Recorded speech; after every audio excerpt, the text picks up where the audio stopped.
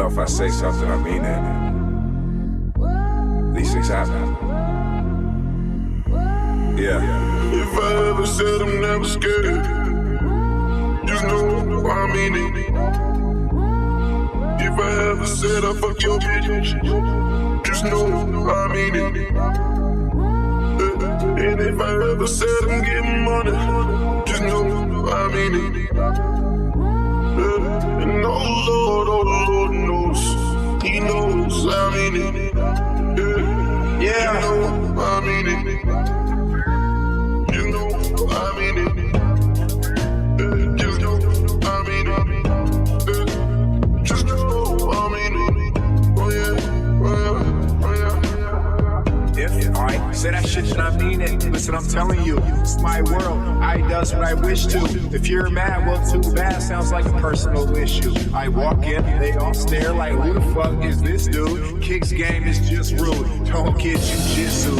Tunnel visions, I get ahead. Stay solid, I never fled. My haters feel like I'm better dead, but I'm quite alive, getting better stand. With a better girl, with a better face, I'm in a better place, getting better head. I just wanna stay broke forever. Yeah, that's that shit no one ever said.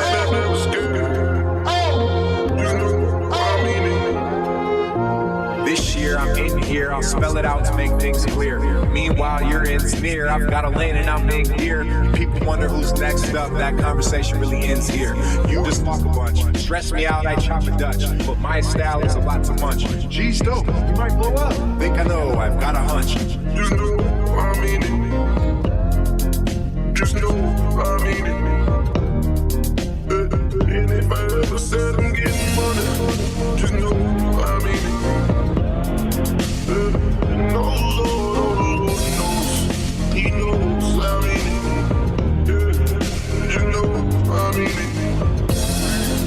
You know I mean it. Just know I mean it. Just know I mean it. Oh yeah, oh yeah, oh yeah. You know I mean it.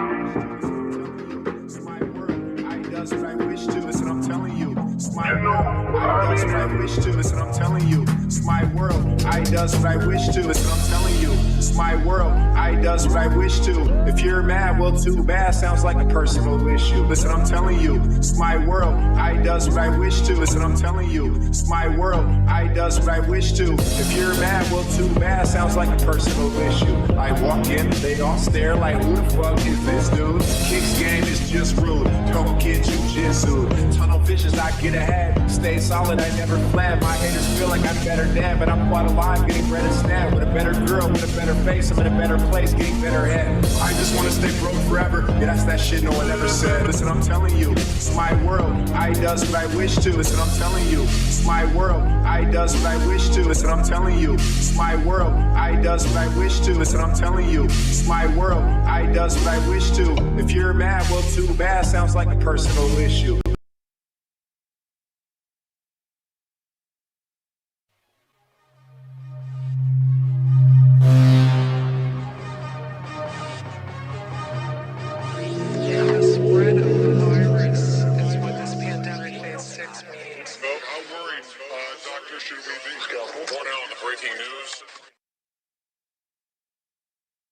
Woo! More now on the breaking news. Hello, I'm your host, DJ Ransom the Freedomist. Seems like it's been so long since I've seen you guys. Maybe that's because YouTube keeps banning me. I don't know. Anyway, let's see what's going on in the chat room. If anybody's in there. What's going on? James Ortiz. Blasphemous Buddha. Here, you need a wrench. Everyone needs a wrench. Does my audio sound all right? Because everything got reset, unfortunately. So, what it is. Let's make sure. Check out my mic settings. How about that? Is that good? I think it is. I think we'll roll with that. I heard a little something in the background. Didn't like it. Or do you prefer the robot voice? Nah, I'm just joking. we'll go to the normal stuff since, it's how it is. Anyway. David Dubine should be calling in 1 second for Mini Ice Age Conversations. We'll have a conversations about the Mini Ice Age. Something like that. And in fact, there's another... Oh, wow. Got some interesting stuff to talk about here. Definitely.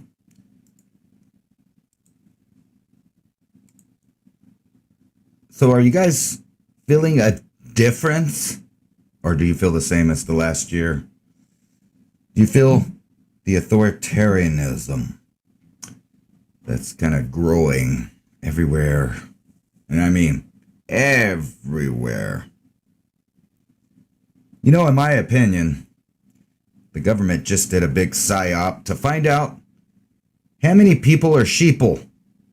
And when you go out and you see all the mask wearers, despite being able to do their own research, I think you would know the right percentage of masks and no masks. And I guess it's your opinion which group is the sheeple. I have my own opinions on that, of course. Say domo arigato in robato. Okay, no problem. Let's see here. Domo arigato in robato. Oh, you didn't want me to say the whole thing. Whoa. Hey. This is supposed to be a trauma medic. Something. I don't know. I passed out. Well, don't hit the weeds so hard. Don't hit the weeds so hard, and you won't pass out. Just kidding. Anyway, let's get back to the normal world. We've had enough of the cuckoo crazies for 1 year, I think. Add moderator. There we go. Another one. Another wrench. Another wrench. What's up, Raven Wolf? What's up, Kay? Ha-ha. That's a real good name right there. Ha-ha. Hey, ha-ha. Aha. Do you know aha? It's like, just like your name, but with the A in front of it. You can't wait till spring? Well, I hope, for those of you waiting on spring, you would be planting seeds about this time. Inside, here in the next month, start sprouting some seeds, get them ready for spring, depending on how south you live, would be how early you started. I already got cilantro, onions, garlics, and some other stuff growing outside, and it's been freezing temperatures. I don't know how it's still alive, but there it is. So I helped it out by getting those clear storage bins, like from Walmart, with the lids on them, like the big one, and then covering the plants, producing a little miniature greenhouse effect. So if you don't have a bunch of money for a greenhouse, you can plant little plants in your flower beds and then use light bulbs and those little clear containers. Yeah, cilantro likes chili. It don't really like cold. But we'll see. Candy glass is cheap. Well, I don't know what that is. Candy glass. Do you eat it or do you smoke it? I don't know. Grow kale and stuff like that, yeah. We tried to grow kale last year, or this year, I guess, in the spring, and these stupid little lettuce fleas attacked it and pretty much wiped it out before it got like maybe this big. It's kind of sucky. But we're going to try again. I think I got that problem handled with the little, of course I can't remember the name of it, but basically the diamond dust. Sprinkle it around your plants, those little beetle type critters don't like it. Yeah, but we did get lots of spinach, and I got some spinach growing outside right now, which does seem to like the cold. I mean, because it's been hanging on. It's the same plant we were eating in the summer, and it's still got little leaves and stuff trying to grow. Pretty cool. Growing food is cool. Free groceries is cool. Stockpiling food is cool. Maybe you won't ever use it. Maybe you will. But, you know, just like a condom, for those of you that wear them. I don't like those plastic bags. I don't want to wear a face mask. I don't want to wear a dick mask. I don't want to wear none of that shit. Just me, my opinion. Sorry. But, you know, it does fall into one of those categories of things you hope you're not going to use, but you might have to, so you better be stocked. And no, I'm not talking about the condom. I was talking about the food prep. Anyway, let's see. David Dupine should be here in a minute. And until then, let me set up some news articles so you guys could look at it. Because I don't think I should talk about it on his show, but maybe you could look at it. You know what I'm saying?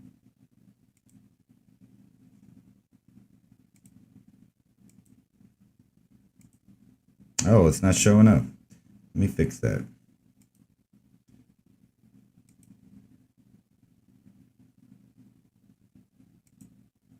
Well, poo. Having some technical difficulties. Just in time.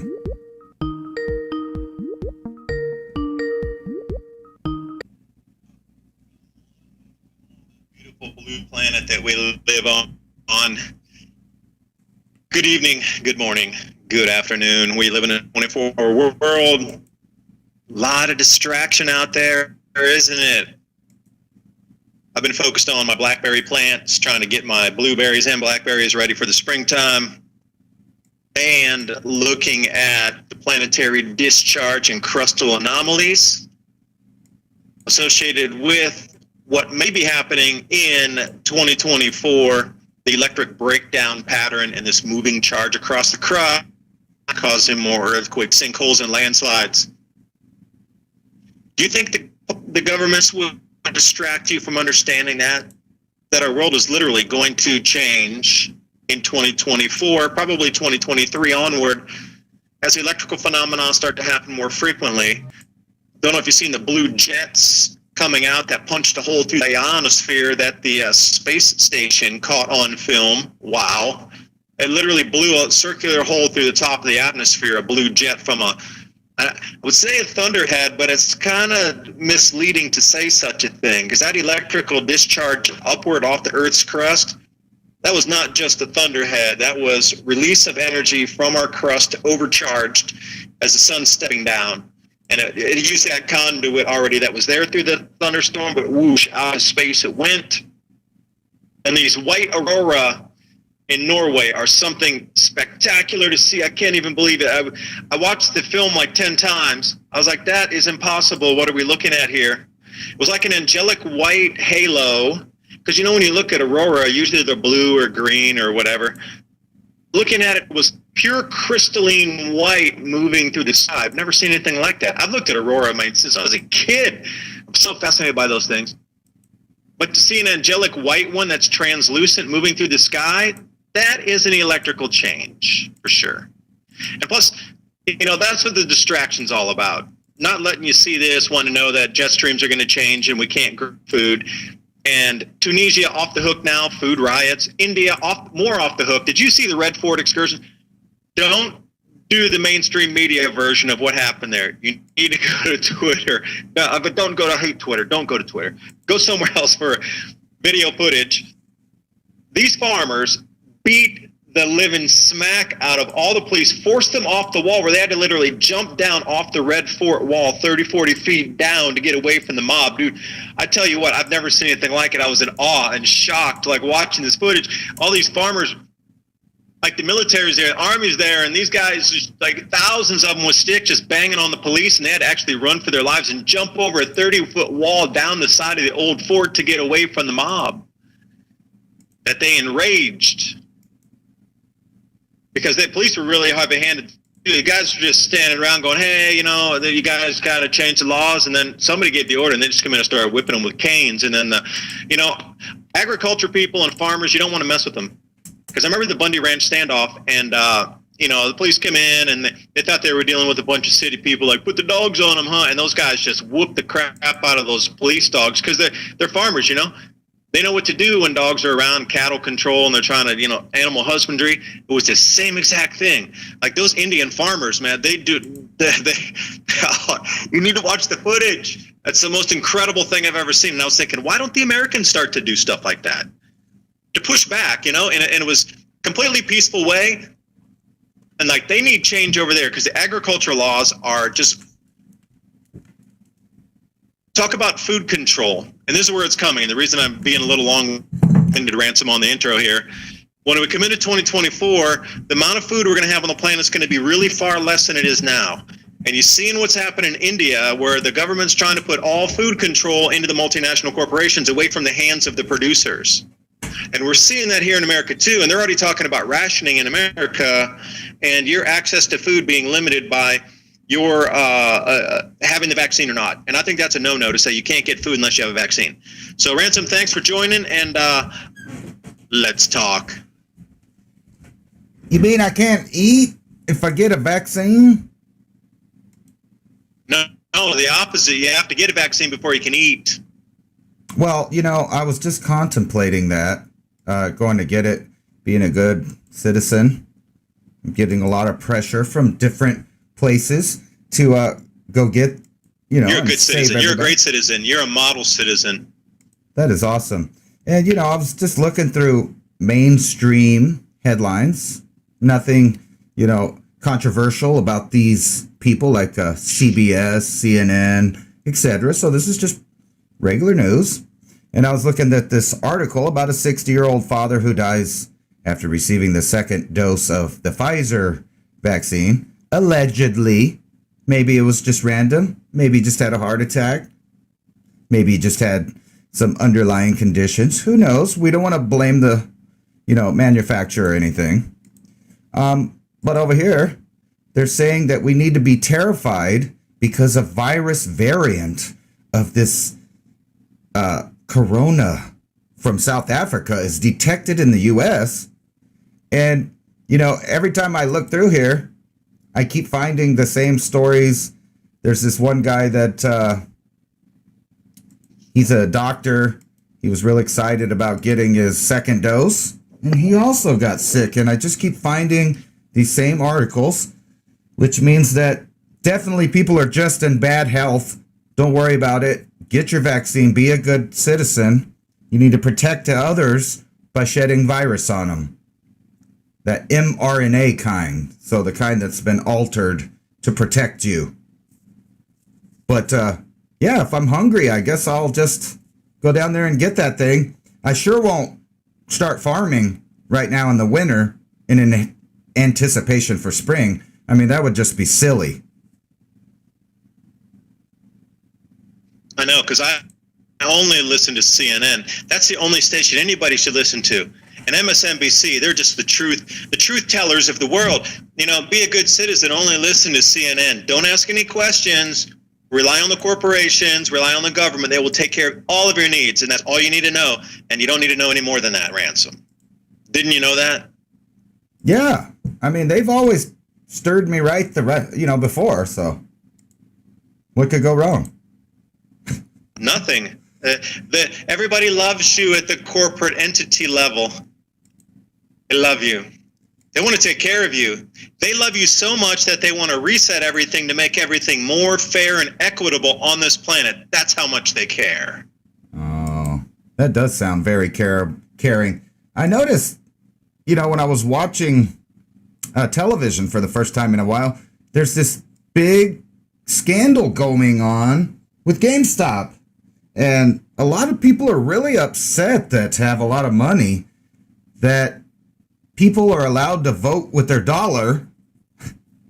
Imagine that. Where have you heard that before, though, really? Like maybe on this channel, probably on your channel, probably on any sane-minded person's channel, that you have the right to vote by your dollar. The dollar is still a powerful entity in the way that you can vote with it, and you can see a lot of rich people were gambling that a company was going to fail. They were even pushing it to fail, and they had all their ducks lined up to make some good money. And then all of a sudden, $33 billion of profit were made by the top 3 executives of GameStop. And a lot of rich people are mad that a lot of poor people decided where the money went. What do you think about that? We're going to have to just totally get rid of the stock market. We're going to have to halt it. We're going to have to investigate, because when the little guy decides where the money goes, we're in trouble, because the public is they're just way too dumb to decide the best things for themselves. That's why we have these authoritative sources like CNN to tell us how bad we are, for doing things like this, denying these poor rich people more money. I mean, the travesty, it's really, it breaks my heart. Some of these billionaires are hurting right now. Maybe they'll get a bailout. I know they're going to have to wait an extra week to buy that private island. I feel so bad for them, That's Even horrible. 5 days to wait to buy another private island, and, we're here quibbling about putting food on the table. I mean, sheesh.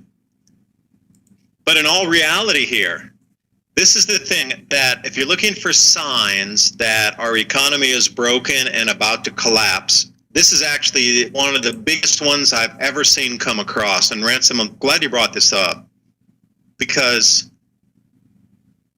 they're telling you now, you're right, they want to halt the stock market whenever they feel like it. When a stock's going bad, whenever an equity in a private hand is going bad for the institutions, now they want to say that they have the authority to stop all trading, halt everything, and not let you sell anything for 30 days, except the institutions can still sell, but you as an individual are going to get locked out of not your account, but the ability to sell.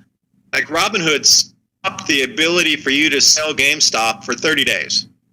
While they call it repositioning, while the corporate elite and the corporate money can reposition and then sell and get out, and then you're still stuck 30 days later waiting to move.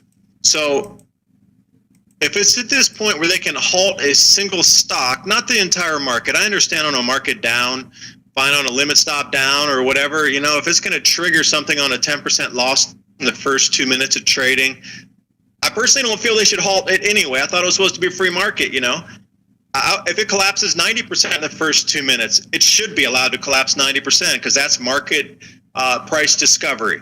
And I always hate when they stop it for 10 minutes, because then they let everybody or reposition and open it a half hour after 10%, not 10 minutes. But then they open 30 minutes later.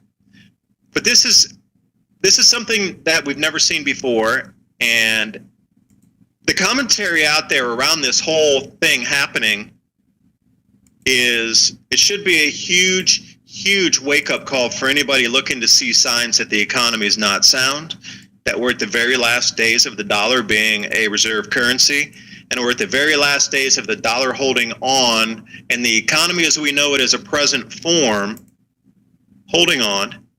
But see, this plays right into everything I'm talking about for 2023 and 24, with the complete reestablishment of everything we know based on electrical activity coming from the solar system and on our Earth's crust and these types of things, and the ability to grow food. So it goes lockstep where there's going to be a new economy forming anyway, and then we're at the end of the old one where now there's just so much control. It's so in your face that it's such a farce and such a scam that it's no longer hideable. And see, that's the thing, that the illusion's now broken of anything in the market that was real. There was 99% fake anyway, and people were just holding on for that last 1%. That last 1% just disappeared.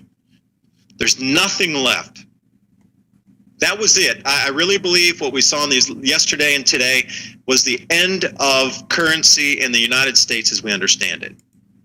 Because the thing, people aren't going to get really angry about the politics. Yeah, they are. Yeah. But you got 3 million people, individuals out there that have their money stuck in these accounts that can't get it out. Now, these are going to be people angry, and they're younger because they're all trading online using the apps, right? They're a whole different genre and crowd that's going to push and pull and do things that the elite aren't. Elite are kind of, our generation, you and I, Ransom, they're looking at anybody 30 and above, and we know how they work mechanically and blah, blah, blah. But the younger kids, man, still haven't figured them out yet. But I really think we jumped the shark, and I think we went into a new reality of economy yesterday and today. And it's hard for me to describe in words what happened, but maybe you can, give me your point of view too, because I think for them to come out and say we're going to suspend a single stock because you're making too much, you're making hedge funds lose too much money, so we're going to stop trading for individuals to allow the hedge funds and the corporate Wall Street bankers to make the money, and everybody else is going to lose all the money in there. That is, I can't. There's no words to describe what that is. I'm looking for words and I can't really find them. I mean, theft and scam and whatever. I mean, but it's something deeper than that, much deeper, like faith loss in the entire system deeper. You know, I do have one word for it: communism. Another word for it is, or I guess words, is when government picks winners and losers. Have we not heard this before when the auto industry was failing and they took a bunch of money, they got bailed out? You remember all those companies related to Enron losses or scams, however you want to put it. But what I saw basically was scam. The establishment just got upset because they realized the peon, the peasant, could vote with their dollar and totally make or break somebody if they really want to. If they get together and they put their money in ideas they believe in, not necessarily GameStop, obviously, they're just mad because they didn't control the outcome. And they know that there's an algorithm set up. There's all of these fail safes to make sure the top percent maintain their wealth.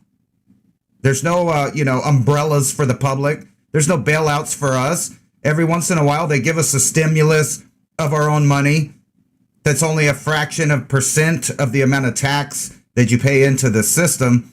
And, once in a while, they like to show you that they pick the winners and losers. And hasn't that been happening all summer long? In the spring too. Since last year, about this time, the government has decided that it'll pick winners and losers. Losers, same difference. Walmart stays open, mom and pops closes. Hedge fund people get upset that they didn't get money they assumed was guaranteed. And if this can happen, you can do the same thing to other companies like Microsoft, or take your pick. Maybe you support an idea. The best way to support that idea is to invest in it. But I would be weary about that now because the powers that be are straight up telling you, we will decide what happens. If we don't like the outcome of any stock, any, venture capitalist out there doing good with a great idea, we will put an end to that. We control who wins, who loses. And is that not a merger of corporations and the state? Isn't the tech giants telling you, what rights you have or what rights you don't have, despite the Constitution? Is that not also picking winners and losers down to the peasant level? And this fits right into the social credit score, which is a massive technological authoritarian regime that's now taking power across the globe. And they will decide person by person who's a winner and who's a loser. And it'll all, balance on what your ideas are about certain topics. I mean, maybe that's a layman's explanation or understanding that I have, but that's kind of what I gathered by what just happened. I just saw the end of the free market system, but in your face. I know that they've already done this before, but now it's in your face, just like everything. Free speech, whatever. In your face, you'll stop doing it. We'll tell you. Things have gotten to a point that even the biggest denier of things, a lot of people like that word denier. Well, there's a denier of the fact that freedom is evaporating from all around you. I think the word is allurophobic. the fear of freedom. And I think that's what's infecting the population right now. What do you think? Well, yeah, the base layer of what you're describing there for the win and lose on the market side, that's one level. But I really think what they're trying to stop is what they tried to stop with the virus back in 2019. Take you back in the Wayback Machine to 2019 and how these two ideas intersect here. I want you to use your memory and go back to 2019 and let's say July and August. Can you remember that far back? Like nobody does. Yeah. 22 countries in the world had mass street protests with hundreds of millions bordering on 1 billion people per day. 1 billion people per day in the streets across this planet in 22 countries asking for change of the government, the central banking system, and the way industry had shared or exploited resources in the country. They were all demanding change. And it would have been the 23rd, and then the 24th, and the 25th country within weeks. And then it would have been the 30th, and then the 40th, and then it would have swept across the entire globe, and it would have been a full-on, people have the power in the numbers. And then magically the virus came, you couldn't, and look, nobody's going back to protest anything. You can't get on the streets, you're not allowed, you gotta social distance. I didn't drink the Kool-Aid. Everybody else drank the Kool-Aid. Hope you didn't drink the Kool-Aid. Which aisle's the Kool-Aid on? Because I don't want to go there. Obviously, you bought all the Kool-Aid and took it home with you because I don't have any. But it was this thing that the power is in the numbers of the people. They wanted you to forget that. I don't know very many people that can remember back to like mid-2019. It's such a distant memory. The way that the reality's been reshaped, like the past has been totally forgotten for most people. You can't even remember 2018 traveling to like Croatia or whatever. So many people cannot. But then swing it into this whole GameStop event. The power's with the people again.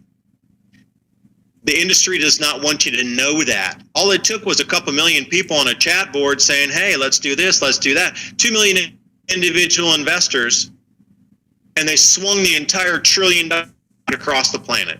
2 million individual people with their money swung the global economy. Again, the power is with the people, and they do not want you to know that because Ransom, like you say, voting with the dollar, voting with your money, 2 million people did that much damage to the global economy and bankrupted billionaire hedge funds and sent people to the poorhouse that were billionaires. What if 100 million people or 1 billion people start to do the same thing with the money like they did in mid-2019? 1 billion people, let's even say 500 million, I'll be super conservative, 500 million people were on the streets every single day for months asking for change. Because the old system didn't work. And this whole, oh, I want to retool this, more inclusive, yada, yada. Not that kind of change. I'm talking about real change that makes a real difference in terms of energy. We should have free power. We need magnetic motors. There's all solutions that were not being used, compressed air, energy storage, and all these things that should have been used. But real change to make a real difference in people's lives. The way we do agriculture needs to be revamped. It needs to get out of the hands of these multinationals that control your seed supply and control everything else with the GMO and everything in between in the whole transport system. It needs to be local. And it needs energy for free to do it local. But everything's controlled. You know, this is the kind of change I'm talking about. This is what people are asking for. 500 million people per day on the street saying we want change across this planet right now in a better way. And not this whole la-la inclusive, social justice BS that's going on. That's fake. But now it comes into the money. They stopped it with the virus back in 2019 because people got organized and they realized, game's up. We needed a huge distraction, need to stop it. So they already had the virus ready to go at a certain trigger point. The trigger point, I'm going to say, was 1 billion people on the street. And that was the trigger point, like, OMG, this has got to stop right now, throw the virus out. Like, they already had that ready. And I am going to go on that tangent that they already had this thing ready as a bioweapon. Absolutely, yes, they did. It was in the closet waiting for such an event. These people planned this stuff out decades in advance. So this was like one of those trump cards they had to throw because too much populism and globalism, and not in that globalist way, but people across the planet were saying, hey, man, we all want to resonate in light and love, and you all are holding us down, and we need change now. And that's what they wanted. So here we are, 2.0. Now I'm wondering what they have in the closet, that they had in the closet for 20 years, because a market stop to stop halting and trading on a single stock is not what they had in the closet. What they have for the trump card for this economic thing, people are waking up. Okay, it's 2 million people today with GameStop. What happens when it turns into 500 million people saying, you know, middle finger to you all with your Walmart and your stuff? What every 500 million people got in on the same, because there's a chat board with 500 million people that swing the markets every day. It's with the people, always have been, always will be. At least you're terrified that we wake up and together, heaven forbid, that humans want something that resonate in light and love, that want something different than this darkness that they've given us. And here we are again. So Ransom, I don't know, how do you think it's going to play? Because it's already jumped the shark. Like these mass protests in 2019, we're at the same point again with the GameStop thing. Whether you believe it or not, it's in the economy now. So how do you think the governments around the world are going to play it to stop this mass momentum of the people waking up that they have power in their economy by bonding together and using their money together in a cohesive fashion? I think they're going to give us more nightmare. They're going to give us more boarded up shops, more picking winners and losers through governance. As you can see, this article I'm showing the audience right here, London's Oxford streets face boarded up future. Boarded up future. That's what they're looking for. 10,000 stores are expected to close in 2021 as pandemic continues to pummel retailers. Meanwhile, doctors tell NBC that you should be wearing 4 masks over your face. Not just one, but 4 of them to make sure not too much oxygen gets to your brain. You know, that kind of makes sense if you've seen what's going on. Also, you know, how many, I don't know, millions of dollars are they going to spend on these hearings they're having all over the place? So they have the Senate panel to hold hearings on current state of stock market. I wanted to talk about this, though, because this is where it gets down to the personal level here. U.S. intelligence officials say the Chinese government is collecting Americans' DNA.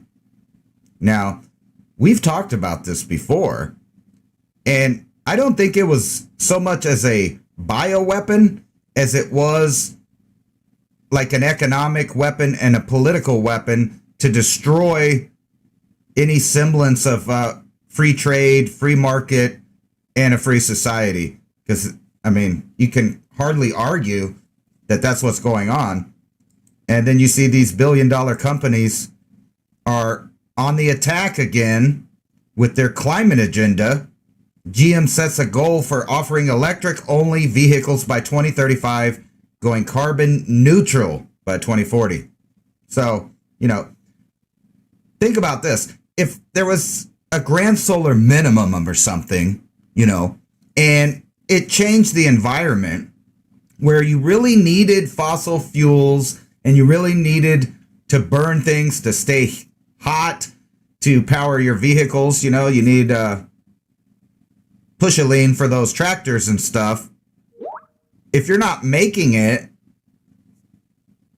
how are you going to survive? How are you going to survive in your electric vehicle that only a percentage of the population can afford? Nobody's flying anybody. Maybe you could just get in one of these jet-powered flying taxis down in Florida. You won't have to have a car.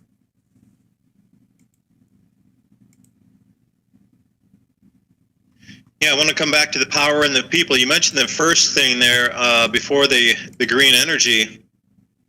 San Clemente, anybody hearing about this in the national news? Of course not. You'll never hear about that in the national news. Well, San Clemente, California, all the business owners said, you know what, 5,000 of them said, we're going to open up. Yep. Your mandates are no good. We're going to open up. And they all opened. And all the restaurants and all the stores are full again. There's not a thing they can do because every time the police try to come, they have everybody that's in. Uh-oh. Did we cut off?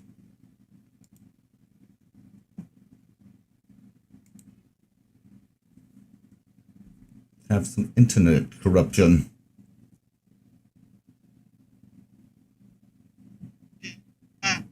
Every time. Oh, you can't have a business. Oh, you got to stay closed. Yet they're going out with their friends with no masks. So San Clemente is a test case right now because they just free opened themselves. They didn't require, they didn't ask. All the business owners just came together and said, we're going to open. And they all did at the same time. There was really nothing that anybody in the city could do. And then Newsom, that guy over there in California, they didn't do anything either, because he knew that was going to be a disaster for his political career had he come in and try to shut down a whole town that decided to open on their own. So what they're trying to do now is keep that the quietest little church mouse story on the planet, because they don't want you to know that you can come together and just say, let's open again. Forget the government. We don't need a mandate. We're just going to open. And if they try to close us down, everybody in the establishment, stop the 3 police or the 2 police that come. And if there's 10 police, all the people in all the establishments around come out and just surround them all and make them go away. Very peaceful like. You got 7,000 people out or 1,000 people, whatever, and they surround 10 police officers and be like, no. You're going home. The power's with the people. And see, this is where I come back to. The power is with the people is a dangerous message to be broadcasting. And with the green energy, the people again. I say no. I create my own energy. I say no. I don't want to accept your green car or whatever. It's not going to work. Now, tonight it's supposed to be 20 degrees Fahrenheit. Do you think an electric vehicle in the morning, if I leave it outside on a farm, is going to start? How am I going to start a tractor with a battery that's going to run my fields for 8 acres to go take and dig in a 10-inch plow and run it through my fields? Even if it's a 4-inch disc. Really? You can do that with battery power? How long is that going to last in 20-degree temperatures? I don't think it's going to. So, eventually we're going to have to stand up as a human race, people together against draconian, everything that you're seeing across the planet. And you said it. It's so in your face now. It's so in your face. Like, everything's in your face. They're taunting the people of the world. Like, look what we're doing. You're not even going to stop us. It's so, you guys are such sheep. We're doing, you can't even stop us. We're showing you what we're doing, and you're sheep. You're not going to do anything. Open up the planet again. We don't need permission. We do not need permission. Open it up. I agree. I'm actually, in a weird place, and I've been reading all these articles about how other people with different mentalities are adjusting to the lockdown, and all of this weird distancing amongst friends, family, and then to further agitate, they've been pushing out the most divisive political ideas in forever, like the Bolshevik revolution. Some weird, parallels are going on. And it's so bizarre that some people have a mentality that can't handle it. So a lot of people are falling into deep depression. I've always been kind of a solitary person myself already, so it really, my life didn't change except for having to deal with people losing their mind, worried about a virus, worried about their business, people tattling on each other. The whole culture is being attacked from the bottom up and from the top down. And the main way that we can fight that is just to say no. And I've talked to lots of people about this simple idea. You have the power to say no. It's like freedom of speech. You have the power, the right of freedom of speech. But what people don't realize, within the power and the right of freedom of speech is the right not to listen, is the right to change the channel, is the right to choose to read a different, outlet. So when they realize that, they put their tentacles in every aspect of society. Every single media outlet has a tentacle in it. Every branch of government, whether there's good people or bad people there, there's a big tentacle of world government and world governance, and they want to micromanage you all the way down to the genetic level. And that's why I brought up this idea here about the intelligence people talking about how the Chinese have a massive database of American DNA. What are they going to do with that DNA? Well, over here in the US, they've decided that, you can't patent the genes off a leaf because a leaf is part of a tree, and that tree is an organism on the earth, and you can't own it, you can't patent it. But we know China doesn't respect patent laws, copyright laws, intellectual property rules or laws. So if you were in a country that was collecting DNA of a bunch of different genetic groups, haptypes, etc., and then some bizarre virus came out of your country, and then you made billions and billions of dollars on things that most likely were already made. Like, where did all the designer masks come from within the first month or two? Where did all these movies about COVID come from? If COVID didn't start in January, why did they already film a bunch of movies indicating social distancing, I got tongue-tied. Social distancing, contact tracing, all of these ideas were put out in movies, and they were filming it, and they coincided with the actual pandemic, that all of these ideas started bombarding the public. And now people are so lost in misinformation or twisted information from all angles, they don't know what to think. And it's breaking people's mentalities. And I think that's the exact plan that they have. While they destroy the economy, while they get rid of any semblance of a free nation, they know that you're going to be busy, panicking about not having enough food, about not being able to pay your bills, about not being able to get the mortgage.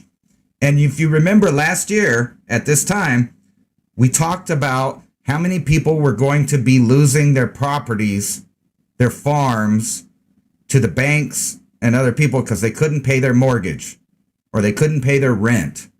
The businesses disappearing because they run on a system where they pay rent and they make profit and it balances out and they feed their families and they keep their, property, and the property owner gets paid every month. All of that is gone. They have put major cogs in the wheels of our society, from political to economic to just plain your simple mentality at home. The fear-based scare tactics, I would say they've been using since, right before the turn of the millennium, have increased at an exponential rate to where people don't even realize that they're living in a sci-fi movie that I would say only 20 years ago, someone would tell you you were completely flipping nuts if you told them the government will be telling you to wear 4 masks, stay home, don't talk to nobody. If you're religious, don't go to church. You're not even allowed to hang out with God. Even God has to social distance from his followers. If you're into that thing, there's a lot of Christian and Muslim and Jewish, Buddhist, whatever you are. One fundamental thing about these ideas is that people get together to worship and congregate and have free association of ideas. Now, what happens to all those fundamental basic rights when they're gone? What are you? You're nothing more than an ant in a colony, and the colony will decide for you what your life is going to be about, what you're going to work for, how long you're going to live, how much you get to eat. That's exactly where we're at right now. How dare you? Oops.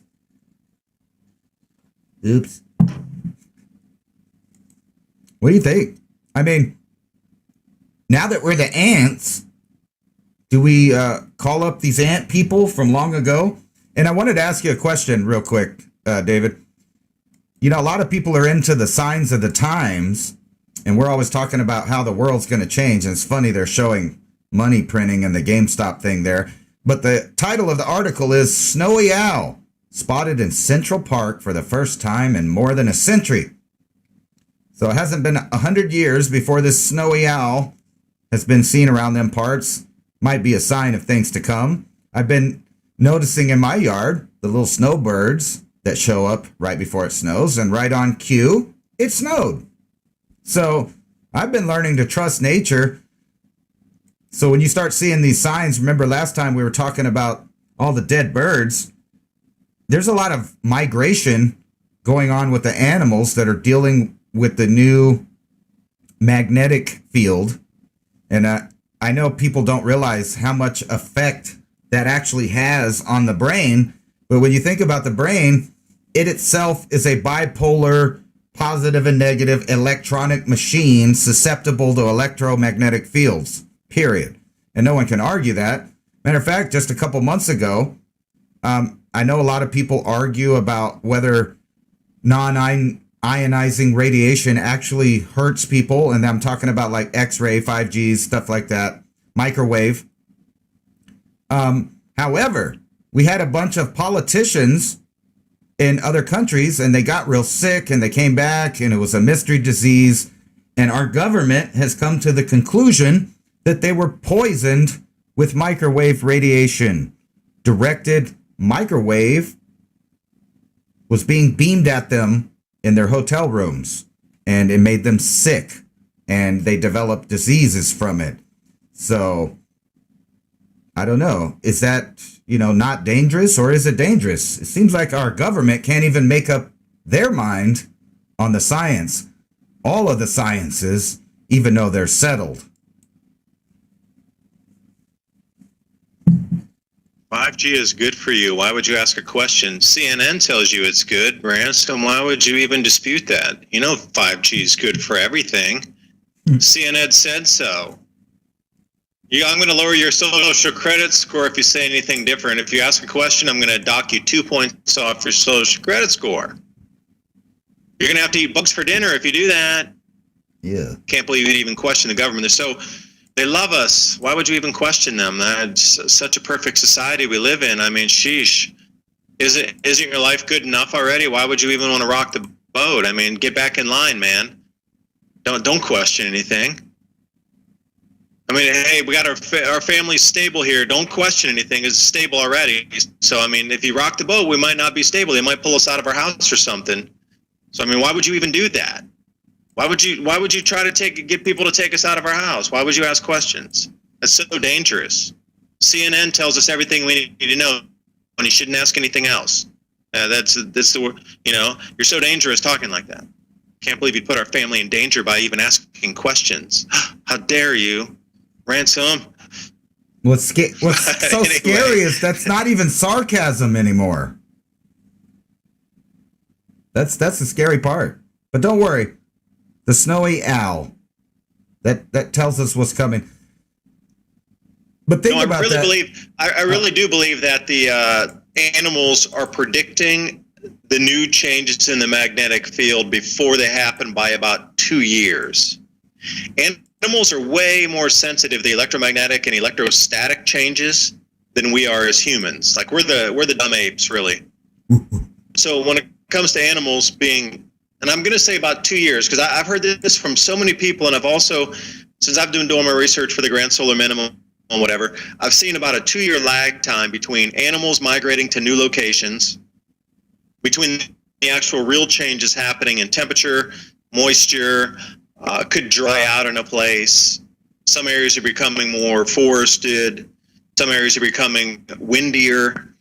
It's just animals seem to instinctively know the next best place for them to be, because they're getting things on millionths of a micro Tesla, where it takes us full on amps to get that message. You know what I mean? Like something 100 million times stronger before we finally feel it as a human, compared to something like the birds. And when I say that, I'm not joking. We're talking about millions X more sensitive are the animals than we as humans to changes. And I'm going to stand by my forecast. 2023 and 4 are going to be the years that humanity kind of stops operating anyway, because what you're talking about, this the way our brains operate. We're electromagnetic beings. The way the hemispheres of the brain communicate using electrics, like electricity, electrostatic charge, and the movement. I guess these different patterns of electricity doesn't always have to be volts or amps, but these other things like cosmic rays coming in, these different types of densities coming in. The electricity is one thing, but then the magnetism is something different. But then you have a whole different energetic realm that's on top of that being played in. That's a third element that we just don't normally think of. But this time with the collapsing magnetosphere, the poles are wandering. We got second magnetic field forming out in the outer solar system. We're going to have no magnetic field here. I mean, some. I'm not going to say no. Excuse my. Not going to be zero. But that in turn, step down. What's blocking all this cosmic radiation coming in is going to be an open window, pretty much. So I look back in the historical records and I start to see these massive changes in society when we get these massive galactic cosmic rays, or even cosmic rays and different types of energies from the sun, from the protons, whatever it might be. If you look at cosmic rays, they're not just one type. There's like 13 different types of cosmic rays, and they come from everywhere. Sometimes a micronova off, it'll be much, you get that density that'll come in, like they say 535 AD during that late antique little ice age. There was a massive cosmic ray bombardment. They had so many volcanoes go off in the world that people got poisoned by the sulfur dioxide in the air, and literally they couldn't breathe on the planet, which ushered in all these like lung sicknesses and these types of things. But that was in the northern latitudes. Apparently the equator had its own set of difficulties, but the northern latitudes, when it got cold, people had a real difficult time. It seemed to be a global thing, and however far society could come, it got knocked back down to under 100 million people. That massive, just from cosmic rays setting off volcanoes. So think about two magnetic fields. Okay, so generally we got that one magnetic field, and it's coming from the sun. So our brains and our bodies and our earth and the animals and the magnetic fields tuned into one magnetic driver, the sun. I know Jupiter and I know Saturn, they're out there, they're there all the time. They're there, but they don't form into a square to create an entirely new magnetic field of those four looping in on itself to make a much more intense magnetic field of it. So generally, Jupiter, it's an unignited star. You could call a brown dwarf. Is it or isn't it? I don't know. The gaseous layer on the top with all the clouds going down to the surface. Yeah, we don't even know what's there. They're conjecture. Saturn, it's a magnetic field as well. I mean, there's a lot of myth and legend around Saturn. Those themselves with their own magnetic fields, okay, they do affect us when we get into certain alignments. You know, maybe it's Jupiter, Mars, Earth, Sun, and then something on the backside like Mercury. Okay, there'll be earthquakes. Or Saturn, Earth, Uranus, and the Sun, there'll be more earthquakes. Very rare do we get the Jupiter, Saturn, but when we get that Jupiter, Saturn in a line coming to the Earth, we always get an enormous amount of volcanoes erupting, earthquakes. There's like strangeness happening. Human behavior, when you look at those alignments too, like the full moon tonight, I had friends who were ER doctors over the years. I've known a couple of them, but they always told me the same thing. Like during the full moon, there's always a bunch of weirdness, and I just say weirdness, like more violence and more just strangeness during the full moon. But when you get Jupiter and Saturn in alignment, you get the similar effect of strangeness, weird things happening, people behaving differently.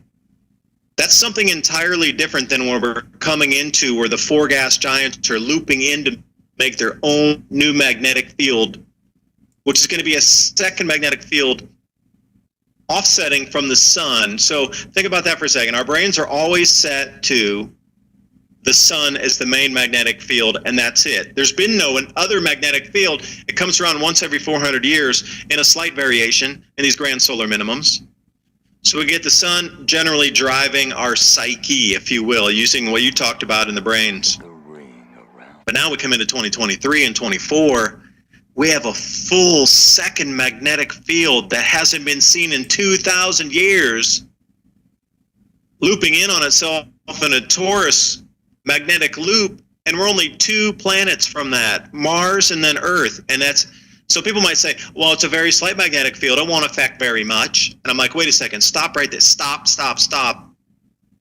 You just gave the key away. It's a second magnetic field forming. I don't care how slight it is.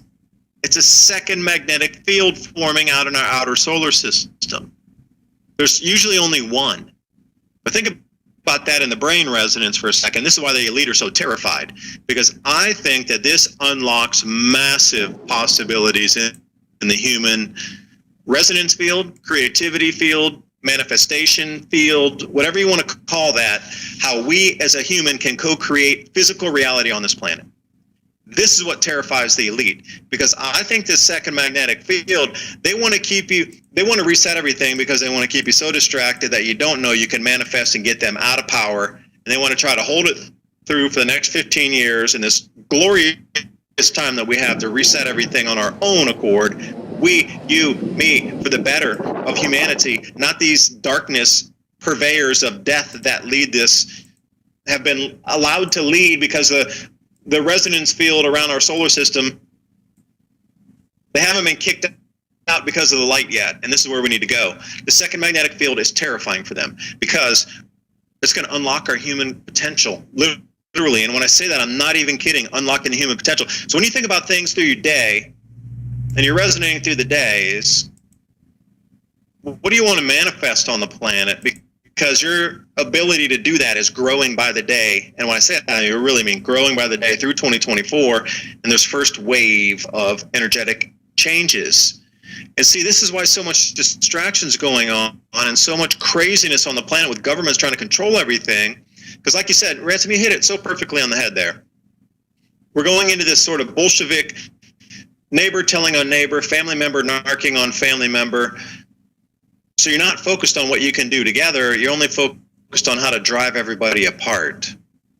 And the 6 feet apart is the bioresonance field of a human. So you got to stay apart because you come in. I really believe, just like the gas giants, and this is a correlation here for everybody. The 4 gas giants coming together in this square are going to create a magnetic field exponentially larger than any of them alone. And nobody knows the exponent. I know they know, but they won't tell. But I'm still trying to work out the calculations on the exponential factor of Jupiter, Saturn, Uranus, and Neptune coming into a perfect square that they loop in on each other to create a larger magnetic field. Is it 4x? It's going to be one of those multiplicative. It's going to be on an x, something 4x, 16x, 32x, 64x. Larger than any one of those magnetic fields on their own. With the Earth in the center and then the Sun in 2024, October. So the powers that be want to keep us apart as the human species right now because the resonance factor, if we're closer together, 4 of us can manifest much larger things together. That's why I think they're really petrified of all those movements in 2019. Not only that, because they wanted change of government and banking and stuff. I mean, that's small stuff. But all the people coming together when we're coming into this time when we can manifest more. That was the scariest part. So, of course, they had to get us apart really quick because the magnetic resonance change and that really huge boost was that thing called the Great Conjunction when Jupiter and Saturn were in the sky. Once Jupiter passed over Saturn, they're coming into their configuration now. Like if these global protests were going on like 2019, right now, after Jupiter crossed that magnetic looping line, oh my, what would be happening on this planet? There would be no way for the elite to hold power at all. 0% chance they would be in power right now. No chance. But you see how things got played out. They already know the cycles. They know it, and they're going to redirect this energy into something completely different. Disassociation, separation, anxiety, depression, because whatever you're feeling is going to multiply because of these energetic changes. So if you're depressed, you're going to be 10 times more depressed.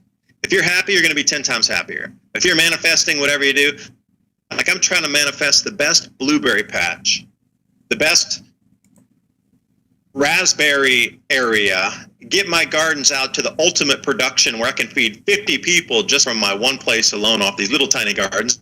That if I have other people come over and help me and stay here and work on my farm with me, then we can bring it up to like 500 people.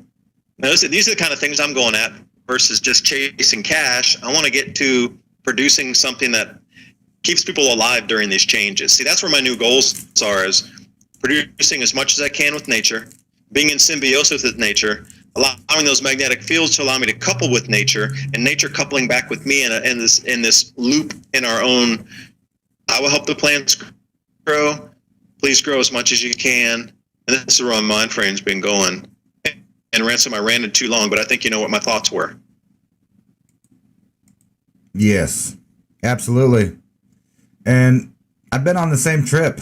I think that is where the power lies with most people everywhere, is if you don't ignore the negative. Knew I was going to talk too long. You took a break. All right, Ransom, we'll check you back when you get back to the mic, man. I'm here. But I have also really, in earnest, been looking at my seed collection here, and I'm trying to lay it out. So for those of you who are thinking about gardening and bringing up a garden in the springtime here, so what I've been doing through is my seed pack, and so you can hear the seeds in the pack. I got about maybe 150 packs of seeds here.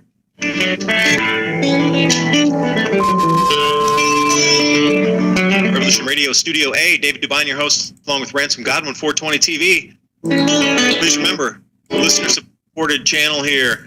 So with all the censorship coming, think about continuing to allow Freedom Slips to stay on air. FreedomSlips.com, check out the different ways to donate, help the channel. You got the merch, you got the direct donation, many other things to consider, because this will be one of the last bastions of free speech on the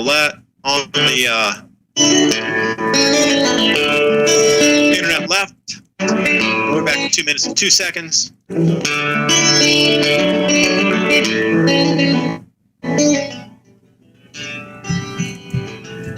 put that over there.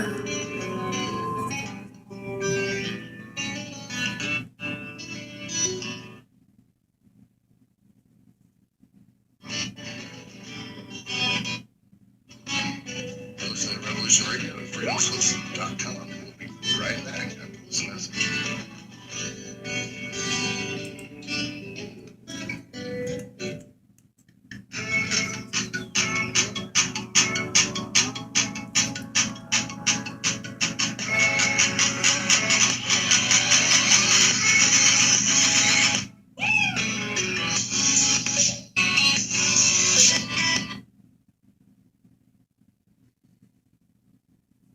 Well, maybe he'll have to call me back. He said he couldn't hear me.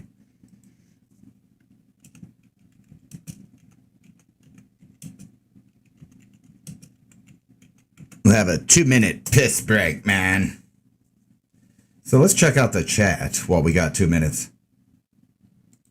Let's see here. Intermission. Else, yeah, man. What's up, Susie Cat?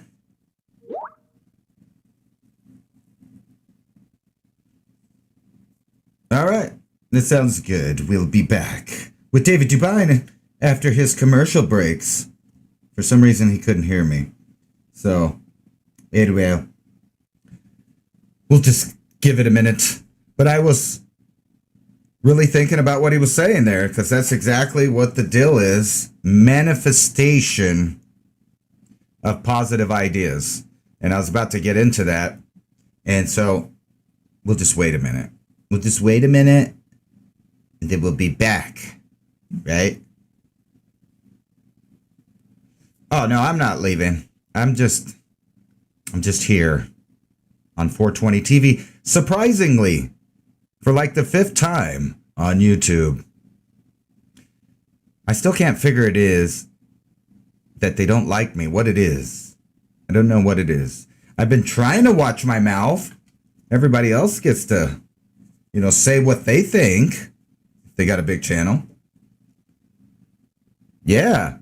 And speaking of that, Greg, I'll be airing the full Independence 420 road trip right after this show. If anybody's interested, I know probably the 156 people have already seen it on my channel there, but just like last time. What's funny is the last channel, I didn't even come on live, except for these Dubine shows, because I was trying to upload all my old content before I started going live, and I couldn't even make it. They banned me. So I was like, whatever, man. But by the way, I am going to separate into 4 channels: a music channel, a nature channel, a news channel, and a secret channel that only people on Patreon will know it's me. Everyone else will have no idea it's me. I'm going to completely have a brand new, disconnected, ransom, or just think about this channel in reverse. All the things that I preach in reverse. On that channel, I will praise all of the things that this channel despises. It'll be a yin-yang situation. And I may drop some clues on this channel, but unless you're on my Patreon, you won't actually know the secret identity that is going to be on YouTube. So I'm going to leave it at that. There are 2 minutes up here. No, only 1. Okay. You'll have a secret identity. That's right. Yes. Unfortunately, the experiment requires me not to tell you guys what the channel is, or, it won't be a correct experiment. But 1 year from now, everybody will know. And I'm working on some cool projects. I'm about to start traveling around to every alleged UFO contact spot within my driving distance, which is like 800 miles. Because I drive everywhere. I mean, I don't care. But we may be off air here as soon as I get going, because we may be taking a trip to Mexico City soon to check out all kinds of stuff there. Maybe, maybe not. It all depends on the rules of the airline, whether or not they want to help me out with my DNA or not. Because, I don't really want any help, if you know what I mean. I didn't want the help. I don't want any help with my DNA. I like the way it is. I don't want it to be rearranged, even if they are saying it's a good thing. Maybe it is a good thing. Maybe it's an upgrade. I choose to stay my original factory model. If that's okay. I'll just, no thanks. Too bad the world is not going in that direction where you can just say no thanks. We're getting into the weird world of do it or we'll destroy you. Because that's what I've been seeing. And I've been trying. Oh, here we go. We'll get back to that.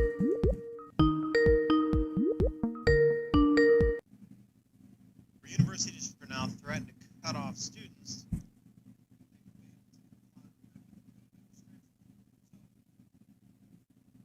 The university is going to say, if we see you not wearing a mask, we're going to cut off your internet completely.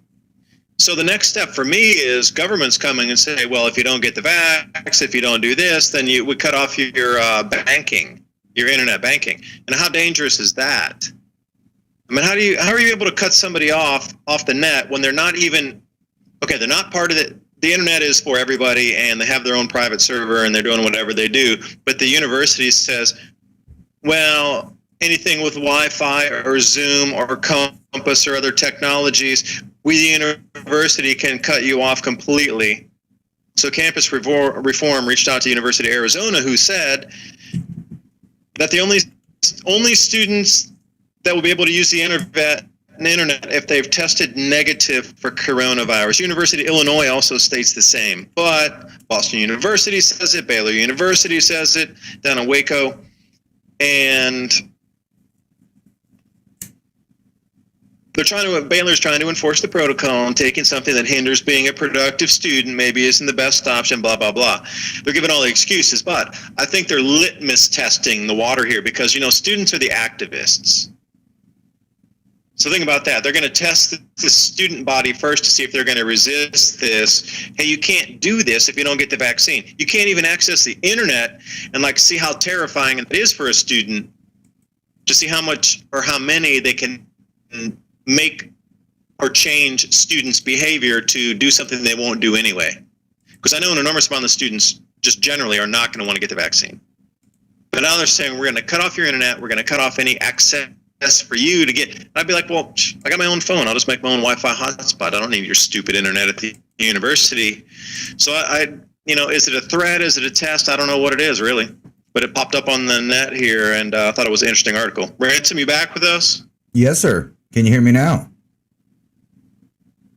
I can. Yeah, you dropped off the line there, and I was hoping to hear the comments because, you'd brought up the magnetic field, and I was trying to explain it before the break the best I could about a second magnetic field forming and being so much more intense than a single, Jupiter is one magnetic field is like resonant, let's say equivalent value of 1, but when it couples with Saturn, Uranus, and Neptune, maybe it'll have an equivalent value of 10 or 100. We just don't know yet. I bet I'm saying the elite know, but let the cat out of the bag, and we won't know until we know, I guess.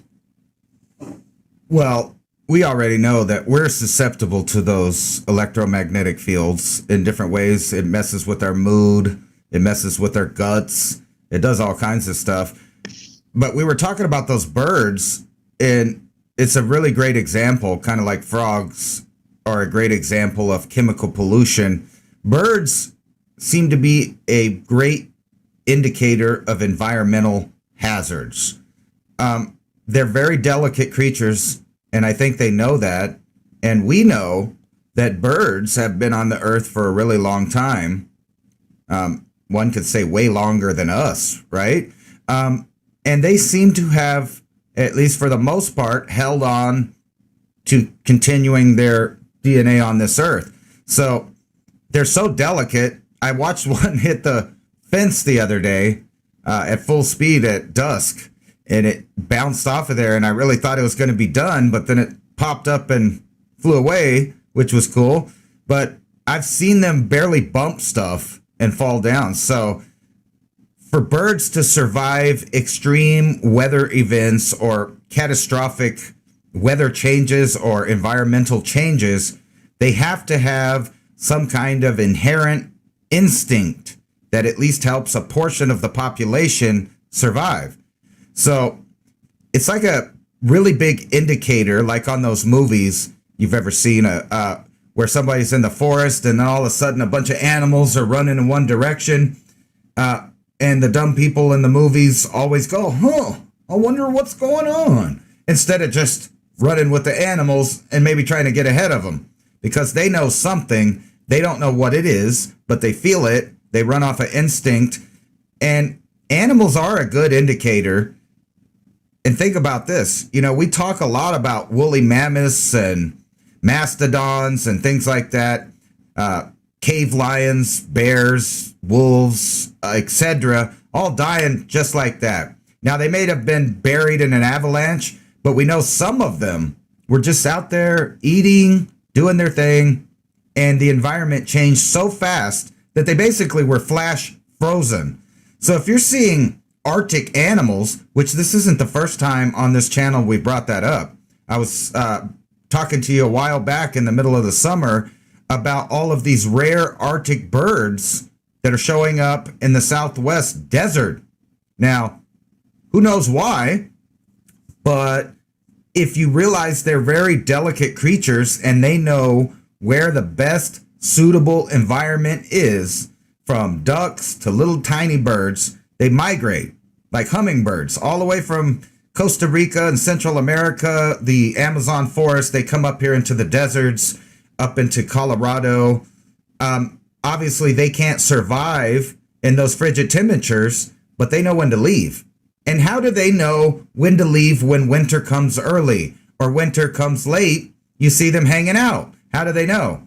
I don't know, but obviously they have a strong indicator, not just the magnetic compass inside their head, but some other indicators for them to know. And if we pay attention to the plants and animals, I think we will be ahead of the game when you start seeing small changes that will have big effects in the environment. And back to the manifestation thing that we were talking about. Someone somewhere has the science down, perfect. And they are using everything in their toolbox, I guess you could say, to control everyone else's manifesting powers by completely distracting them, depressing them, malnourishing them, and feeding them false information or useless information steady. And we all know what goes in is what you're made out of, kind of. Not just what you eat you're made out of, but what you intake controls your personality. And if you can realize that these are just, a bunch of negative energies kind of slow you down, kind of like cement, and avoid them, you can use your positive energy, like we were talking about, storing energy last time we were talking about. Every time you save a vial of seeds or you just have the intention of changing your lifestyle to the better or helping someone else, just that idea by itself turns into something later. You release that energy. Just the idea of positivity and, looking ahead, prepping, all of those things come to fruition. Maybe not perfectly, not like you wanted them to, but they do grow just like a seed. So you're a seed. We're all a seed, but we get to decide when we grow and how we grow. And, you were talking about kind of talking to your plants and feeling them. That's the only way it seems humans can interact with this instinctual level that most animals and plants still have. We've replaced ours with a bunch of nonsensical nonsense and maybe not so true history and ideas about everything from the universe to our origins. I think we're in a good spot right now. That little GameStop thing kind of is a good indicator on how much power the people actually have. There's countries like China and India that have billions of people. Just think about if 1 billion people in just their country decided that they didn't like something or some company or something, they would have the power to destroy or create or prop up all of that. The problem is people don't know that they have that much power of manifestation. And when you spread your energy, you release it, because all energy is always in motion. And the thing that slows us down in life is the idea that we're a permanent fixture in the universe when we're not. We're just stored energy. So you got to pick and choose when you're going to let that energy out, which kind of energy to store. And then when you manifest stuff, it's like dominoes. It just spreads, just like that Reddit thing. A bunch of people got together on the same trip. Now imagine if we all got together on a positive trip. Like, you remember back in the day when America was actually kind of known for showing up to help people in natural disasters when no one else could, because we had the logistics, we had the stockpile of resources to help people out when an earthquake or a flood or a tsunami or whatever. Those days are all in the past. Now we just play pretend, and they gather a bunch of money and it gets funneled out wherever it goes, but it obviously never really goes to the people. So once you understand that, you'll realize there's never any help coming. The only help that you can have is by storing your own energy and helping others do the same thing. Manifestation, obviously, is what got us where we are here. We just somehow got off track, and the things we're manifesting are on the dark side, and we got to pull back from that whole concept. And I think we have a great opportunity, if indeed everybody's perceptions are going to get changed in the next decade or two, from environmental changes, magnetic, manipulation of us. I think it's a good opportunity to break a lot of minds free with common sense and leading by example. For example, I've had this kind of deserty looking lot that everybody's hated. I was the hated neighbor because I don't go out there and trim and cut and manicure. But it was funny to see how excited all of the people around me got when I started building food boxes and growing food and starting to manicure my lot. So slowly stickers and weeds that aren't useful have been disappearing because I've been replacing them with a bunch of seeds of flowers, edible plants, and whatnot, and just slowly manifesting the environment that's healthy for me and the animals that come to my yard now because of it. And the same thing you could do at any place in the world. You manifest your environment. If we're not here for that, I don't know what we're here for. Even in the religions, you know, they kind of give us domain over nature in their belief systems, but we don't really have to dominate nature. We can work with it in a symbiosis system, like you were talking about before. We need to be a symbiont with our environment, and we can manifest it to be healthy and use it to keep us in health, not only mentally, but physically, and through all the herbs and chemicals that we could grow ourselves, totally breaking us away from the chains that bind us of economic slavery, pharmaceutical slavery, and food slavery, which people are all denying, but that's the place we're at in history. It's time to break our chains, break the bonds that connect us with negative energies, as it says right there in the beginning of the Declaration of Independence.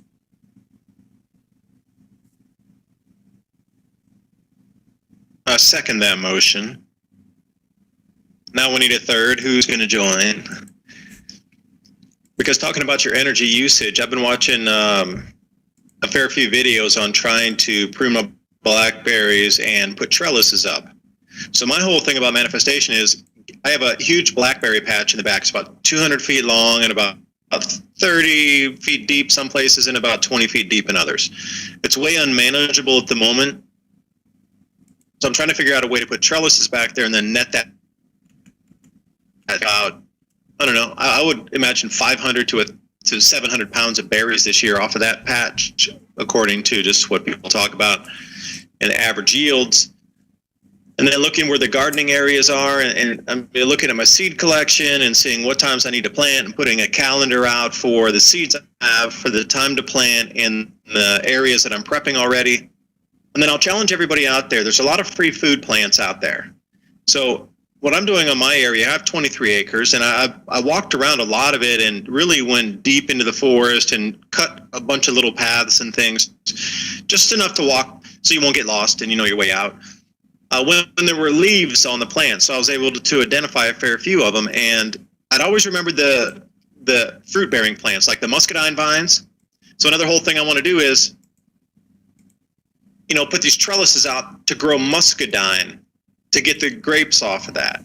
But then I have the blackberries, and then I also have the raspberries, and then the wild blueberries. So I'm going through the forest looking for the wild blueberry plants to repot them and then put them in an area so I don't have to walk around the entire forest anymore, because you're going to use a lot of energy to walk around 20 acres to go pick a bunch of blueberries. They're tiny. The blueberries they're seedy, but they're delicious. They're really sweet, but you got to walk a long way to go get one plant because they're spread out all over the place. So what I want to do is try to mimic the same conditions they're in now with a little bit of shade, mainly light, a little bit of acidity in the soil, and then bring those blueberries into like a massive wild blueberry patch.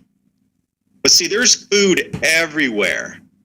And mulberry trees, I'm out there doing the cuttings, and I'm watching videos on how to get the correct cutting and what kind of rooting formula and whatever to put those things in to try to pre-start them now so they at least have leaves so I can throw them out in the field.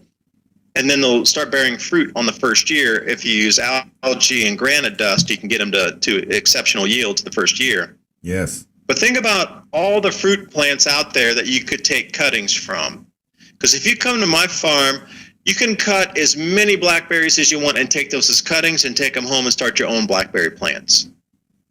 Mulberries, my trees are like 30 feet tall. I need to cut them back. So as I'm cutting them back, I'm trying to think about, all right, do I need this little 12-foot or a 12-inch section here, and I want to cut it, and I need 3 nodes down, and then I can replant it. Because there's an enormous amount of stuff that you can get from your neighbors or just around the neighborhood. Like if you're walking past Ransom's place and he had a little bit of extra growth coming off a plant, that you can repot that, or you can use as starter or something. Maybe you could knock on a neighbor's door and say, hey, I see this long branch coming off here, and I also wanted to grow that. Can I clip that as a cutting, and I want to take it home? Nobody's ever going to say no to that. If you saw things hanging off my property and you knew what it was and you said you wanted a cutting start that plant, I would be like, sit down and have a cup of tea with me. Crack a beer, whatever.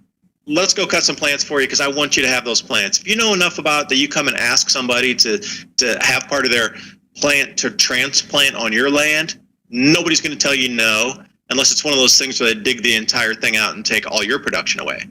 So for me, I'm totally focused on doing my research on the electric geology right now, doing a couple things on petroglyphs and electric plasma displays in the sky because I think they're coming back 2023. Focusing on my energy on, like you said, Ransom, positivity, putting back into nature, having an abundance of extra, so if people need extra, I have it that I can share it. And see, that's the whole thing about having your own food forest and garden. A, you got to know your plants. B, you need to know when you need to plant them, and then you got to know the soil. And I'm trying to really get in tune with all these things because I need to do a little adjustment in the soil. And it was my big thing today. Well, I was at the co-op in the farmers market where this, where you go buy tons of seed in this kind of like co-op. You go to the like farmers go in there and get stuff. I'm looking for oat straw. So that was my big thing for the day, to go and ask her, if I could get like 10 bales of oat straw. So we were like, what'd you do today? Well, I went out and trimmed my blackberry bushes, and I was looking for oat straw. And that was kind of my thing for the day, and doing a video on electric geology in the Smoky Mountains. But I mean, what'd you do today to try to grow your own food? I tried to get out one of my culverts. I have one stream that keeps eroding away because the water's going in the wrong direction. So I put a bunch of stones in there. Like, I walked around my field with my own hands on my own land and picked the stones out of my field and put them in a bucket. I had 2 buckets, so it would balance my body when I walked down the hill. But I just walked around for a couple hours throwing stones in a bucket and going, you can imagine how many stones at the end. It covered the whole side of that washaway area, so it won't wash away anymore now. And then we'll fill it in eventually. But right now I stopped the erosion today. So I did a few things in the natural realm. But I felt so in tune with, because I got out of the news cycle. I didn't get into the negativity. And all I was trying to do was harmonize again with my resonance in the earth, with my food, with my land. And I can come back to Zero Hedge. I can come back to InfoWars anytime. I can come back to Al Jazeera. I can go back to Newsmax. Anytime, they're always there. But my land and trying to get my food right now up and running for the spring planting season is number one, a priority for me. All that other stuff can wait. That news is always going to be there to distract me. It'll always be there. Porn's always there. News is always there. Whatever's always there for a distraction is always there. Like, you need to take that choice and be like, I'm going to grow food. Nothing else matters right now, because you realize you're going to starve to death if you don't grow your own food. You're going to be at the behest of any corporation and any government to make you jump through any hoop to get your family fed. Do you want to watch your children starve to death? I don't think so. So in all honesty, get it together and go learn how to grow food. Learn what you can get from your neighbors. Learn what you can share. Learn what you can sprout. What can you cut? What can you grow? Because it's going to get really tumultuous here in not even a couple years. The distraction factor right now, and I am going to go off the deep end here a second, because the way it is right now, the distraction is so deep and so all-encompassing that the food losses this year are going to be so gargantuan. Your food's going to double in price by the end of the year. And the food availability marching into 2022 and 23 is not going to be there unless you grow it yourself. Now, I hate to say it's not going to be there, because it's not. If you grow it yourself, if you're working with a community of people to grow it, it's always going to be there. But see, that's your action. The talk is the talk, the action's the action. So we're at that point past now of recalibrating, should I, shouldn't I? Maybe my neighbors will think that maybe I'm you got to go action. So if your neighbors are going to criticize you for throwing a garden out in your yard, no, unacceptable today. Unacceptable that a neighbor would criticize you for growing your own food in your own yard. And I know people do that all the time. Like, oh, you can't do that. Why do you put that? It's just should be grass and these look pretty in the neighborhood. You got to grow your own food. I'm serious. If you can't grow your own food, and you got to share. Like, my neighbor brought me a bunch of pecans by today, and I was so thankful that she brought it by. Brought me a big bag of pecans. I was like, "What? Where'd you get those?" And she goes, "Oh, we were down in Georgia, and somebody down there was growing them, one of our friends." And I said, "Well, what can I grow them?" And we could start trading.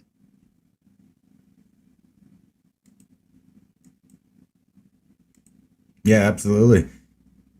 And people need to start thinking about what they can't grow and what they need, and have somebody that also has something that you grow that they can't really in their grow zone. Like, I was up there at Diamond's Ranch, and he has all kinds of food. It's just everywhere.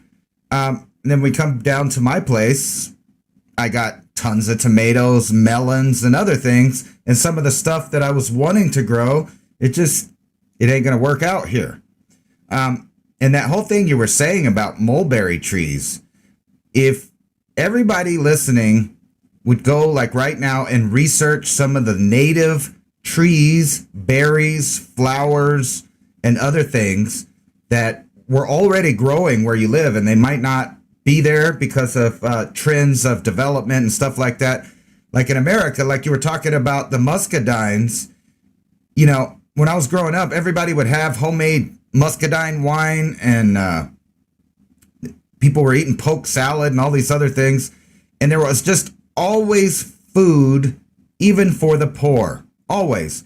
And you made a good point about the dependency of wanting to eat, wanting to have your children fed, and then the desperation when you can't make that happen.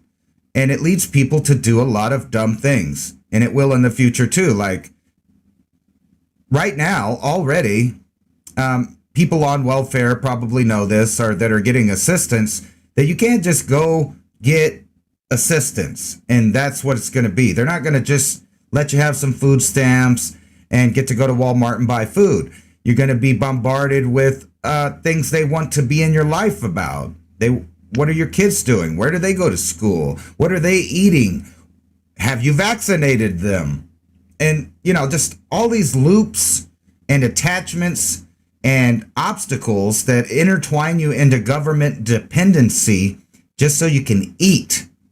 So if we start having food shortages and stuff, imagine what these millions of dependent people are willing to do to you in order to get that food.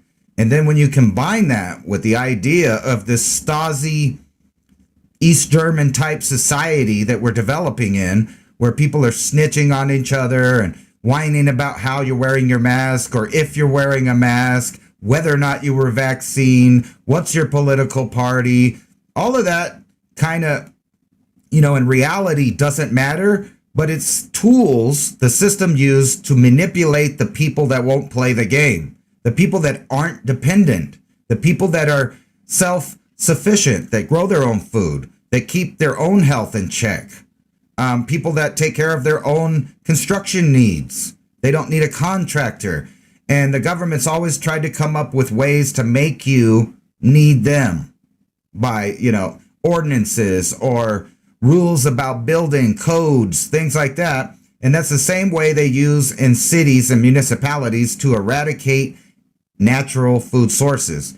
And that's how I didn't get back to that. So if you live in America, you should be letting mulberry trees and any other native kind of tree just kind of take off. And think about this, you don't have to do much upkeep or research or any of that stuff, because the plants already grow good here. They're from here. It's the natural environment around you that happens to have every single thing a human needs to live out their natural life. It's all around you, from construction to nutrients and even the water. And I know in some places it's harder to get water than others, but we have the benefit of 10,000 years worth of accumulated knowledge if we can tap into it before it disappears in this great reset that obviously we're doing in this great leap forward into a worldwide communist dictatorship of every aspect of your life. And I know I keep harping on that, but the ability to grow food at your property is soon going to be challenged, mark my words, by ordinances, rules, or maybe you're doing really good and the state decides that you need to, relocate some of your resources somewhere else, and that they're going to allocate some of your profit, meaning your crops, to someone else. And it's kind of hard to fight the redistribution of wealth. But let me tell you something, that's mostly only with commercial type crops. If you live in a food forest, most people don't even know what half the plants are. They don't know how to harvest it. They don't know what to do with it. And that's why you go to some places and see all these wasted resources, like ditches full of onions and mulberry trees that are completely staining the pavement where they have let them grow because nobody's eating it and the birds are picking through it and whatever. There's so many wasted resources. And then the fact that those resources are undetectable by the system, basically. They're not going to notice that you're growing a bunch of wild, different kinds of grains and ancient grains because most people don't even recognize the plants. And then, like you were talking about, and I've seen on your channel, you make a good point about canning and bottling goods, in the jars. You've kind of harped on that when they come to reallocate your resources and redistribute your wealth, they're not going to take certain things. They only want commercial type stuff because they think it's guaranteed. And most of them are brainwashed into that system that only commercial and governmental forces can help you. They're the only source for food and medicine and information, when we all know that's not the case. We are the source of information, of research. We are the source of the main power of any government. And where the power to grow food and take care of your neighbors all resides in the local area. And I mean so local, like your yard, your living room, your shed. All of those can be used to help not only you, but your family for years to come. And I've been trying to figure out a formula for how much food do you actually need if things go tits up.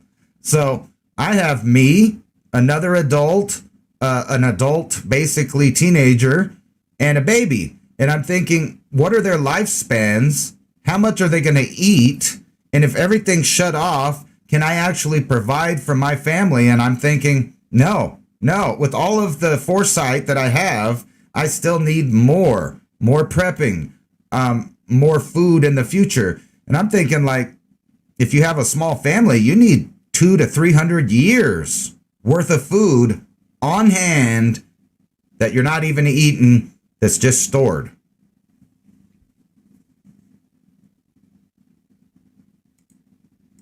Yeah, and I want to come back to that point there. If you read the Army manual, or if you know anything about military operations, when they come through, and the executive orders that were issued by Obama back in his day still stand, so they're still on the books.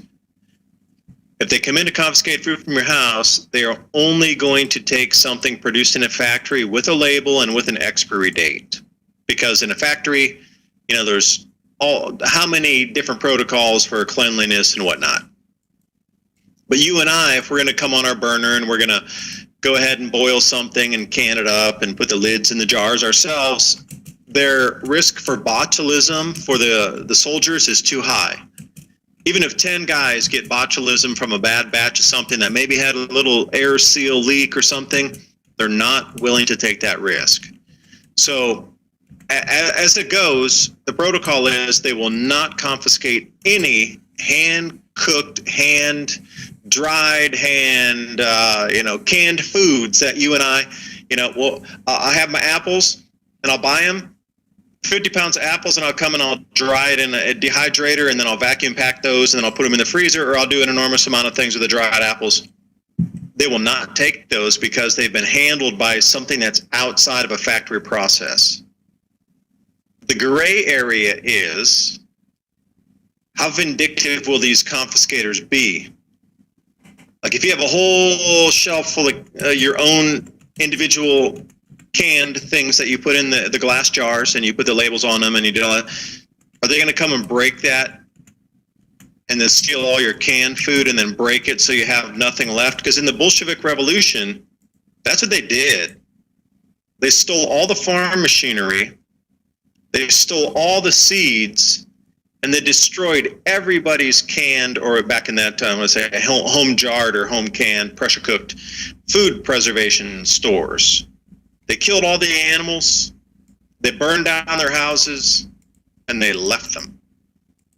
Then they ringed them in with barbed wire. It was the largest barbed wire fence ever in human history, where nobody could escape. And they just all let them sit in there and starve to death. And they brought Western reporters by, and they're like, oh, look how good it is, Bolshevik. Oh, look, they're growing their own food. And it was like this little tiny quadrant where it was like a fake facade of a storefront where people came from England because they heard there was famine, and they came and like, wait a second, we're walking all through this place, open villages, all this kind of crazy stuff, good production. What are you talking? There's no famine here. You guys are just doing a bunch of PR BS. Because they were in the open area that was a couple square miles where they had these functional villages where they bought the reporters and they brought the people that were coming as observers, quote unquote, from other countries, and they just dropped them in there and said, walk as far as you want. Go 2-3 miles, and they're just like, it's a nice little village. What do you mean? Like, how far would you really walk as an observer? Would you walk 10 miles in one direction? You got to realize this is back in the 30s.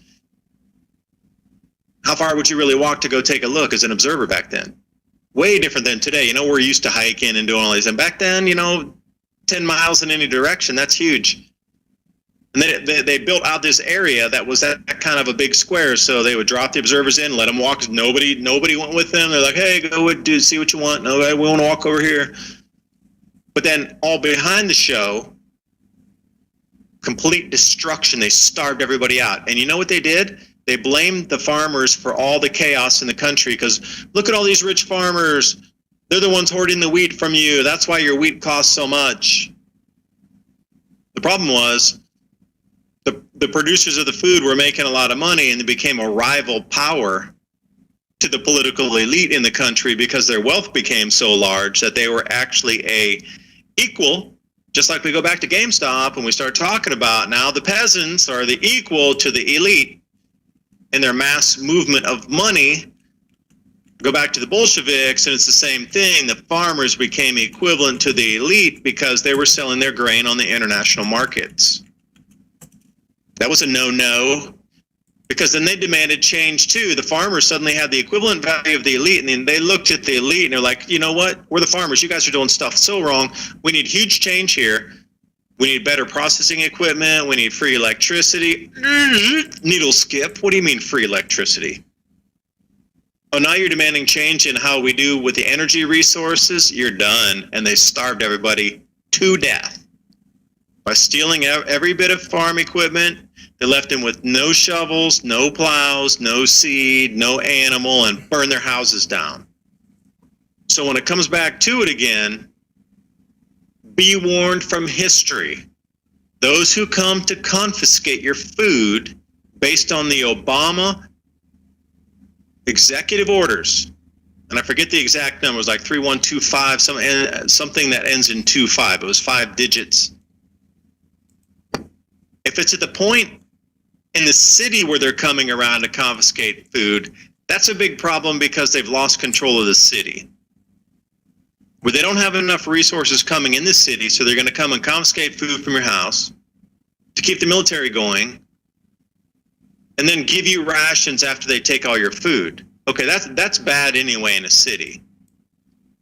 Neighborhoods generally have way more food than cities, because those people don't grow enough really in their own yards. They might have an acre. Let's say in Tennessee, a large neighborhood plot would be an acre.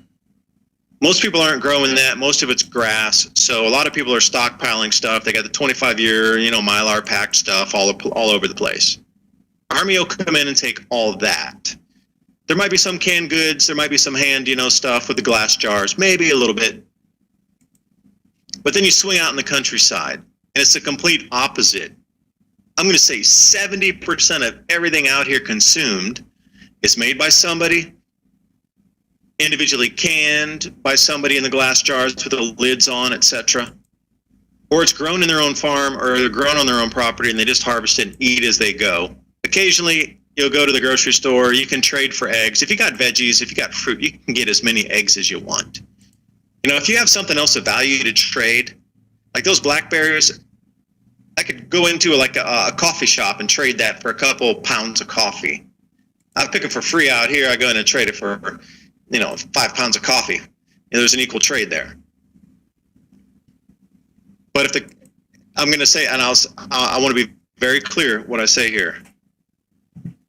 If you're living in the countryside and people are knocking on your door to come and confiscate your food, there's been a complete breakdown in the government. No government is going to spend the allocation of resources on the ROI to go get that food to come out to the countryside where they can only get max 30% yield on any home they raid. At that point, they are bandits in a uniform. Your government is completely broken down if there are people at your front door and you are way deep in the countryside and they're asking to come in and confiscate food. That's a no-no.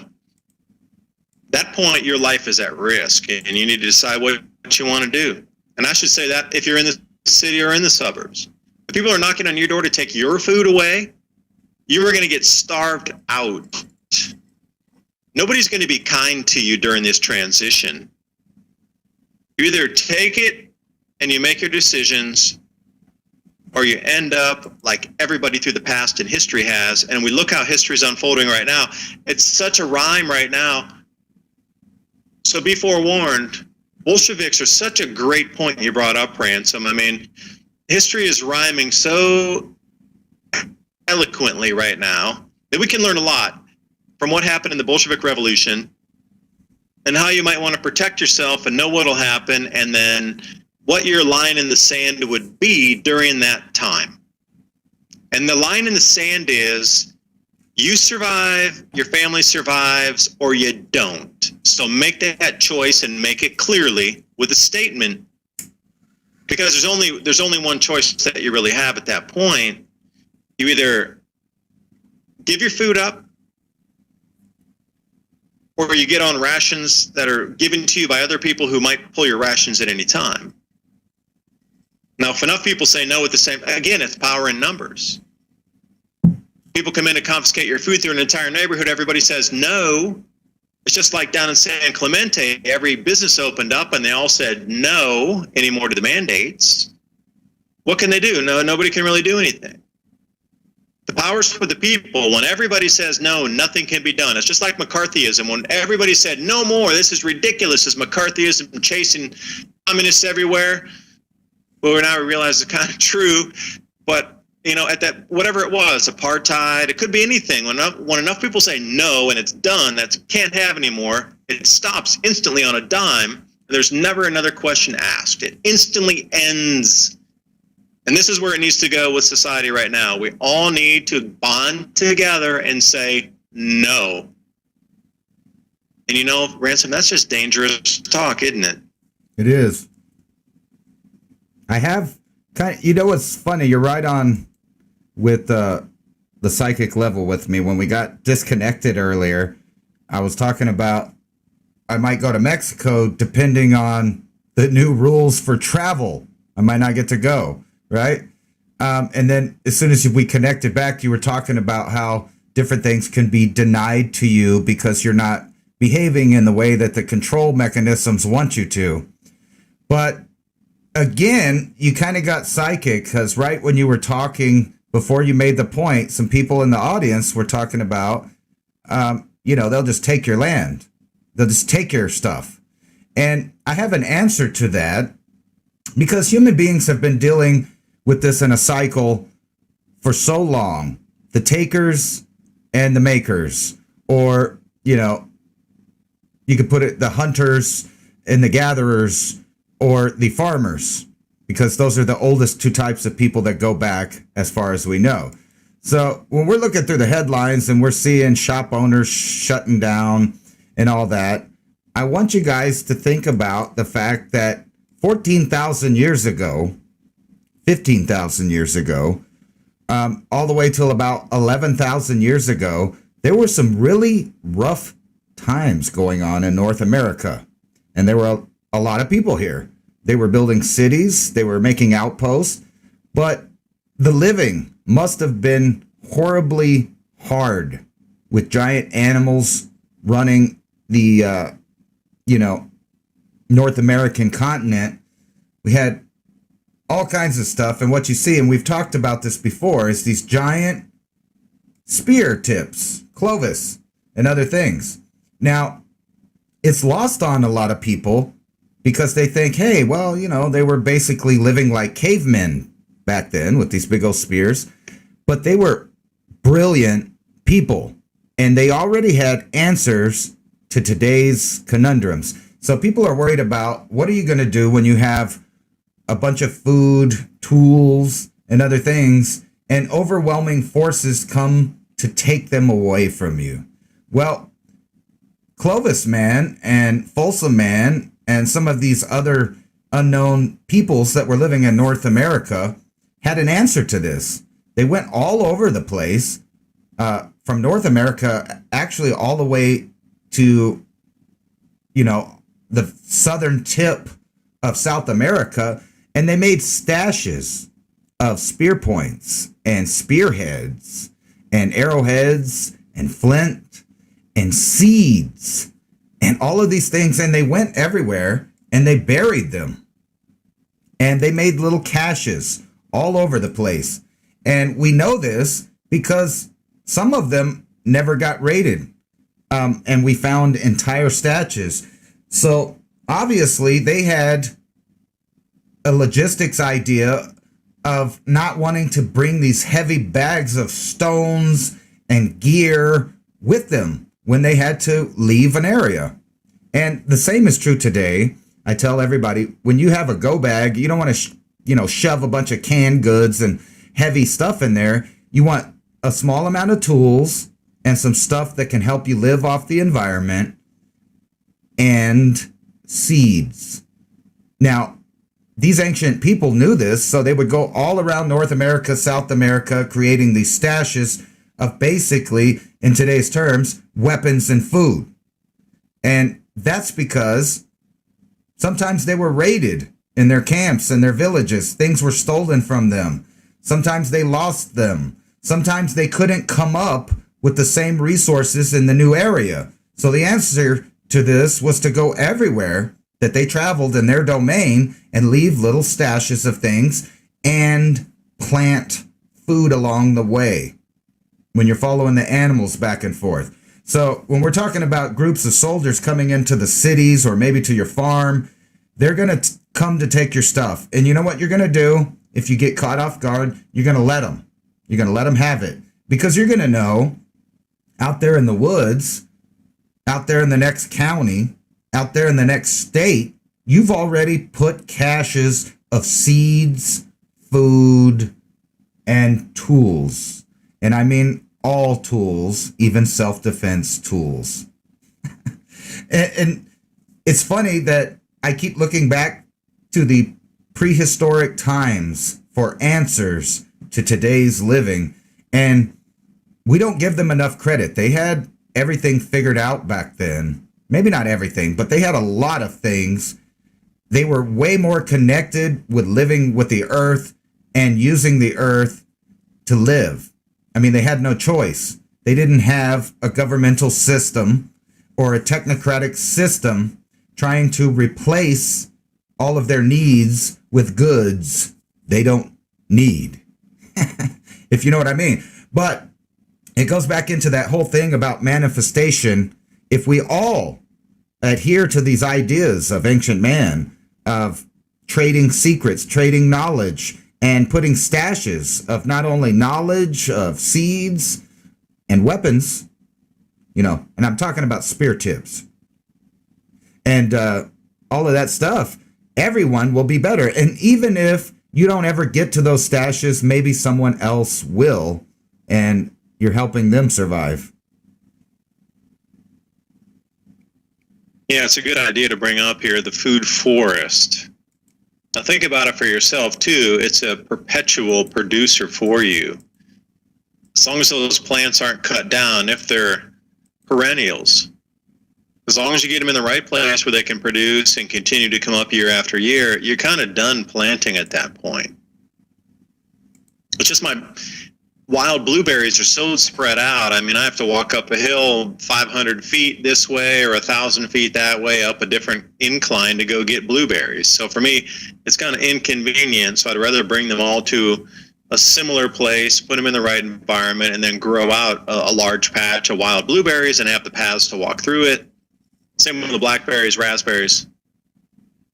But if you have a food forest, because the recollections in the accounts that I had read from the explorers that first arrived in what is quote unquote North America, they came into these food forests, and the stories were that this. Well, we're going back to the early 17, like late 1600s, early 1700s. So when people arrived over here, they were in a grand solar minimum anyway. So when the Maunder minimum really kicked in super heavy, and we're going to start the date here for the story around, say, 1640.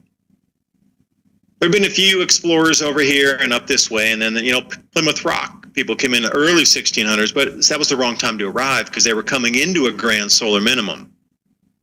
I'm a fan of history, so I'm trying to read the journals and, but there were some cool people who were the explorers that were, not with the whole settlers. Explorers and settlers were very different. It's kind of like travelers and backpackers, similar, equivalent there. But these explorers that were out there, some of the trappers, but mainly the guys, they were just surveying and checking out stuff.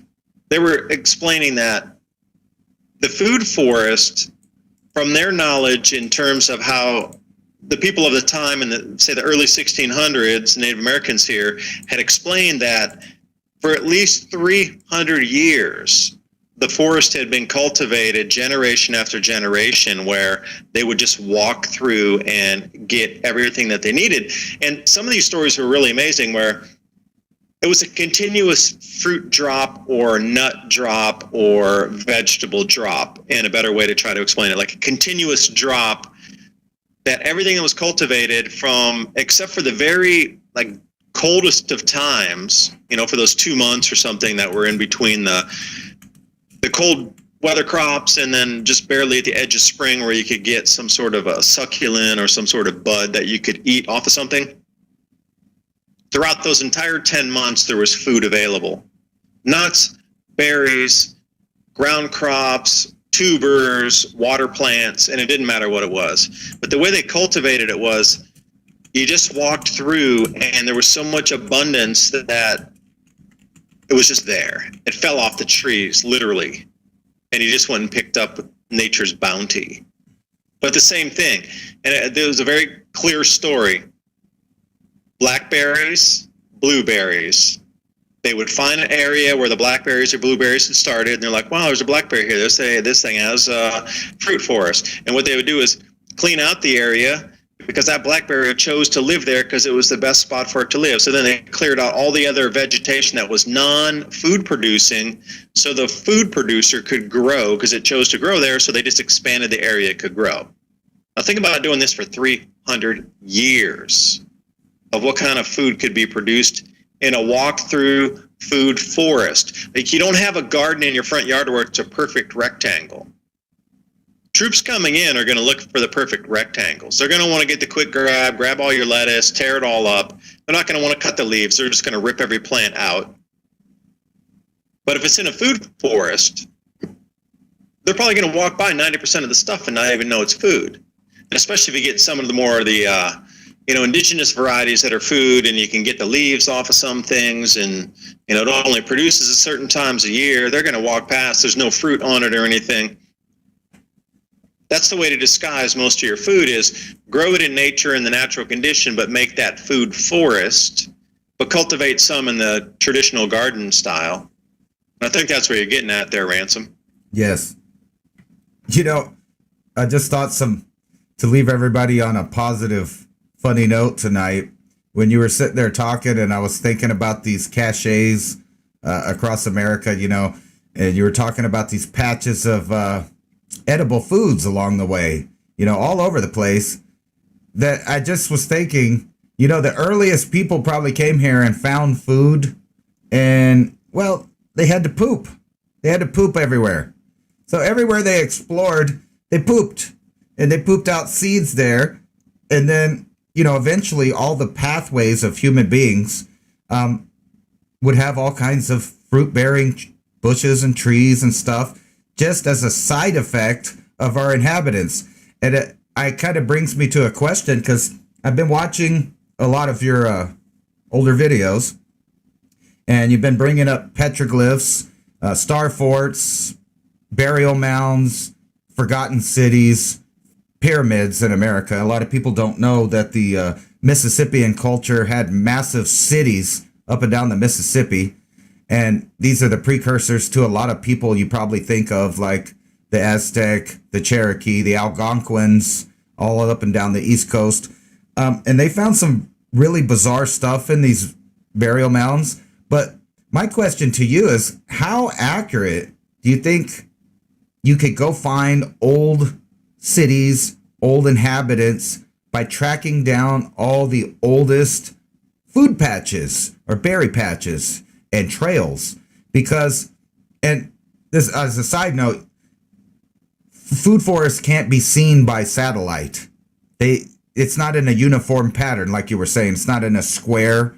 It's not, laid out for them just to see. It's all hidden in between. So even when they go by with these infrared boxes and scan the ground or satellite pictures to see what's changed, they'll never notice a food forest or a like a garden in the forest. But that was a sidetrack. So my question, though, was, do you think we could actually track down a lot of undiscovered inhabitants and things like that by following back in history the food trail? So I know in Arkansas and Tennessee and some other states, there's a lot of ancient farms and mounds and things like that where people were already practicing food forests, and those have since disappeared because people have bought the land, clear cut it so you could see their backyard from the highway when they're riding on their lawnmower. They're riding lawnmower with their bush light. They want you to see their big house. But they cut down all the resources around there, and I know that from being a little kid in those areas. And everywhere I went, people had peach trees, plum trees, almond trees, pecans, everything. Squash was just growing kind of everywhere, tomatoes. And these were just, non-planned out farm stuff. And if you ever notice that some of the oldest houses, right up around the front porch and right around the back porch, there's what's the equivalent to a toss zone that they used to use in archaeology on primitive man, where they would just throw bones out and things, and there would be a big circle around their habitation. Well, later people started building more structures, teepees, things like that. And when they would throw their food out, they threw a bunch of seeds out of leftovers, and food would just start growing wild around their house. Squash, like all kinds of stuff, beans, peas. Everybody that's ever lived in the forest knows about blackberries, mulberries, and things like that are just everywhere. Yeah, the private land is the problem, and that's the same thing going into caves to look for petroglyphs or, cave art, whether it be just scratched in or whether it has the pigment on it.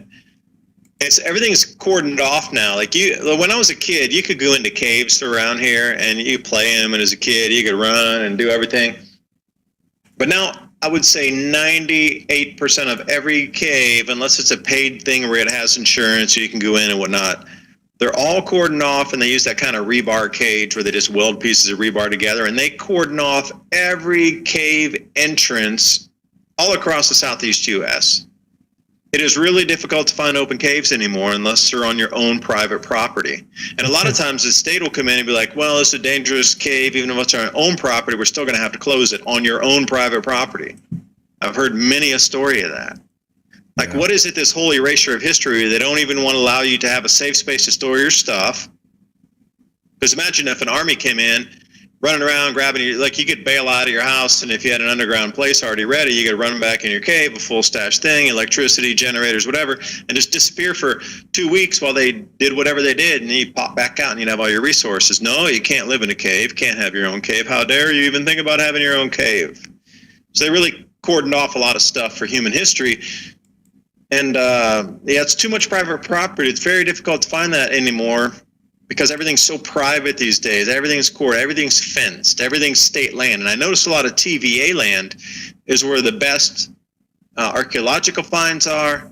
Where you're talking about the old farmlands, it's all in TVA land now, where it's sort of undevelopable. You can't get to it too easily. It's all government land, and they found the spots, national parks, state parks. You can't go there, can't look, can't explore, can't take anything, can't dig.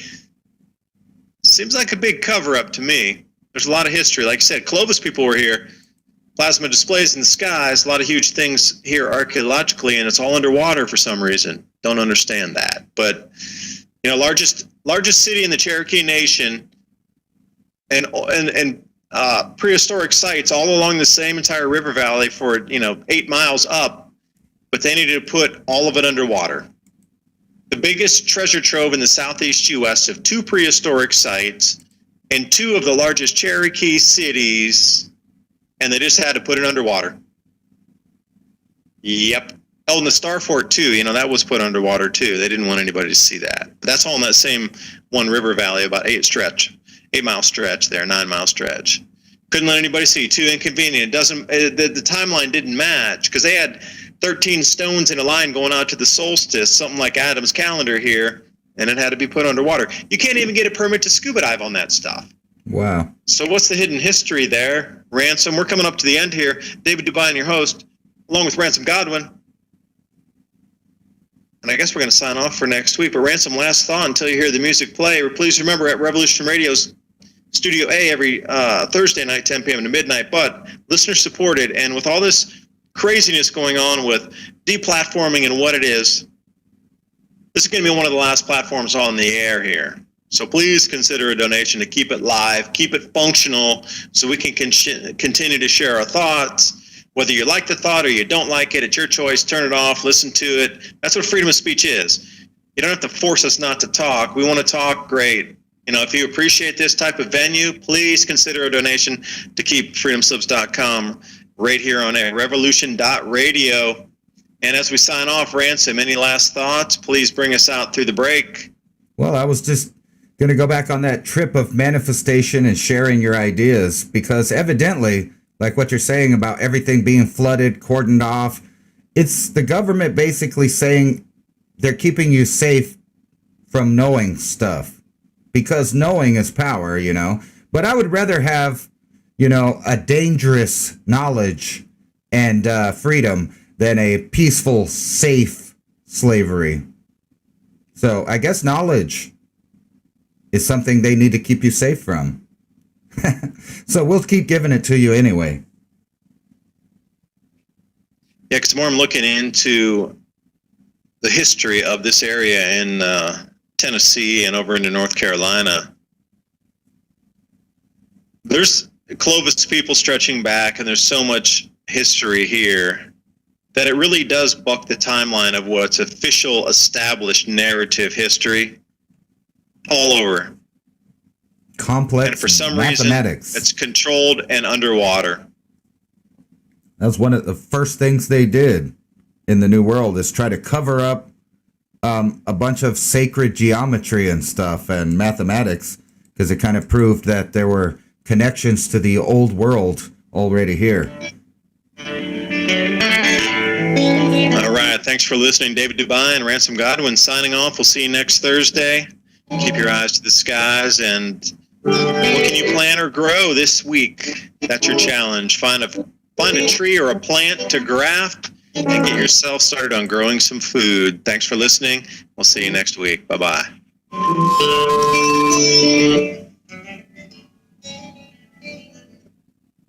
And that concludes this evening's 420 TV.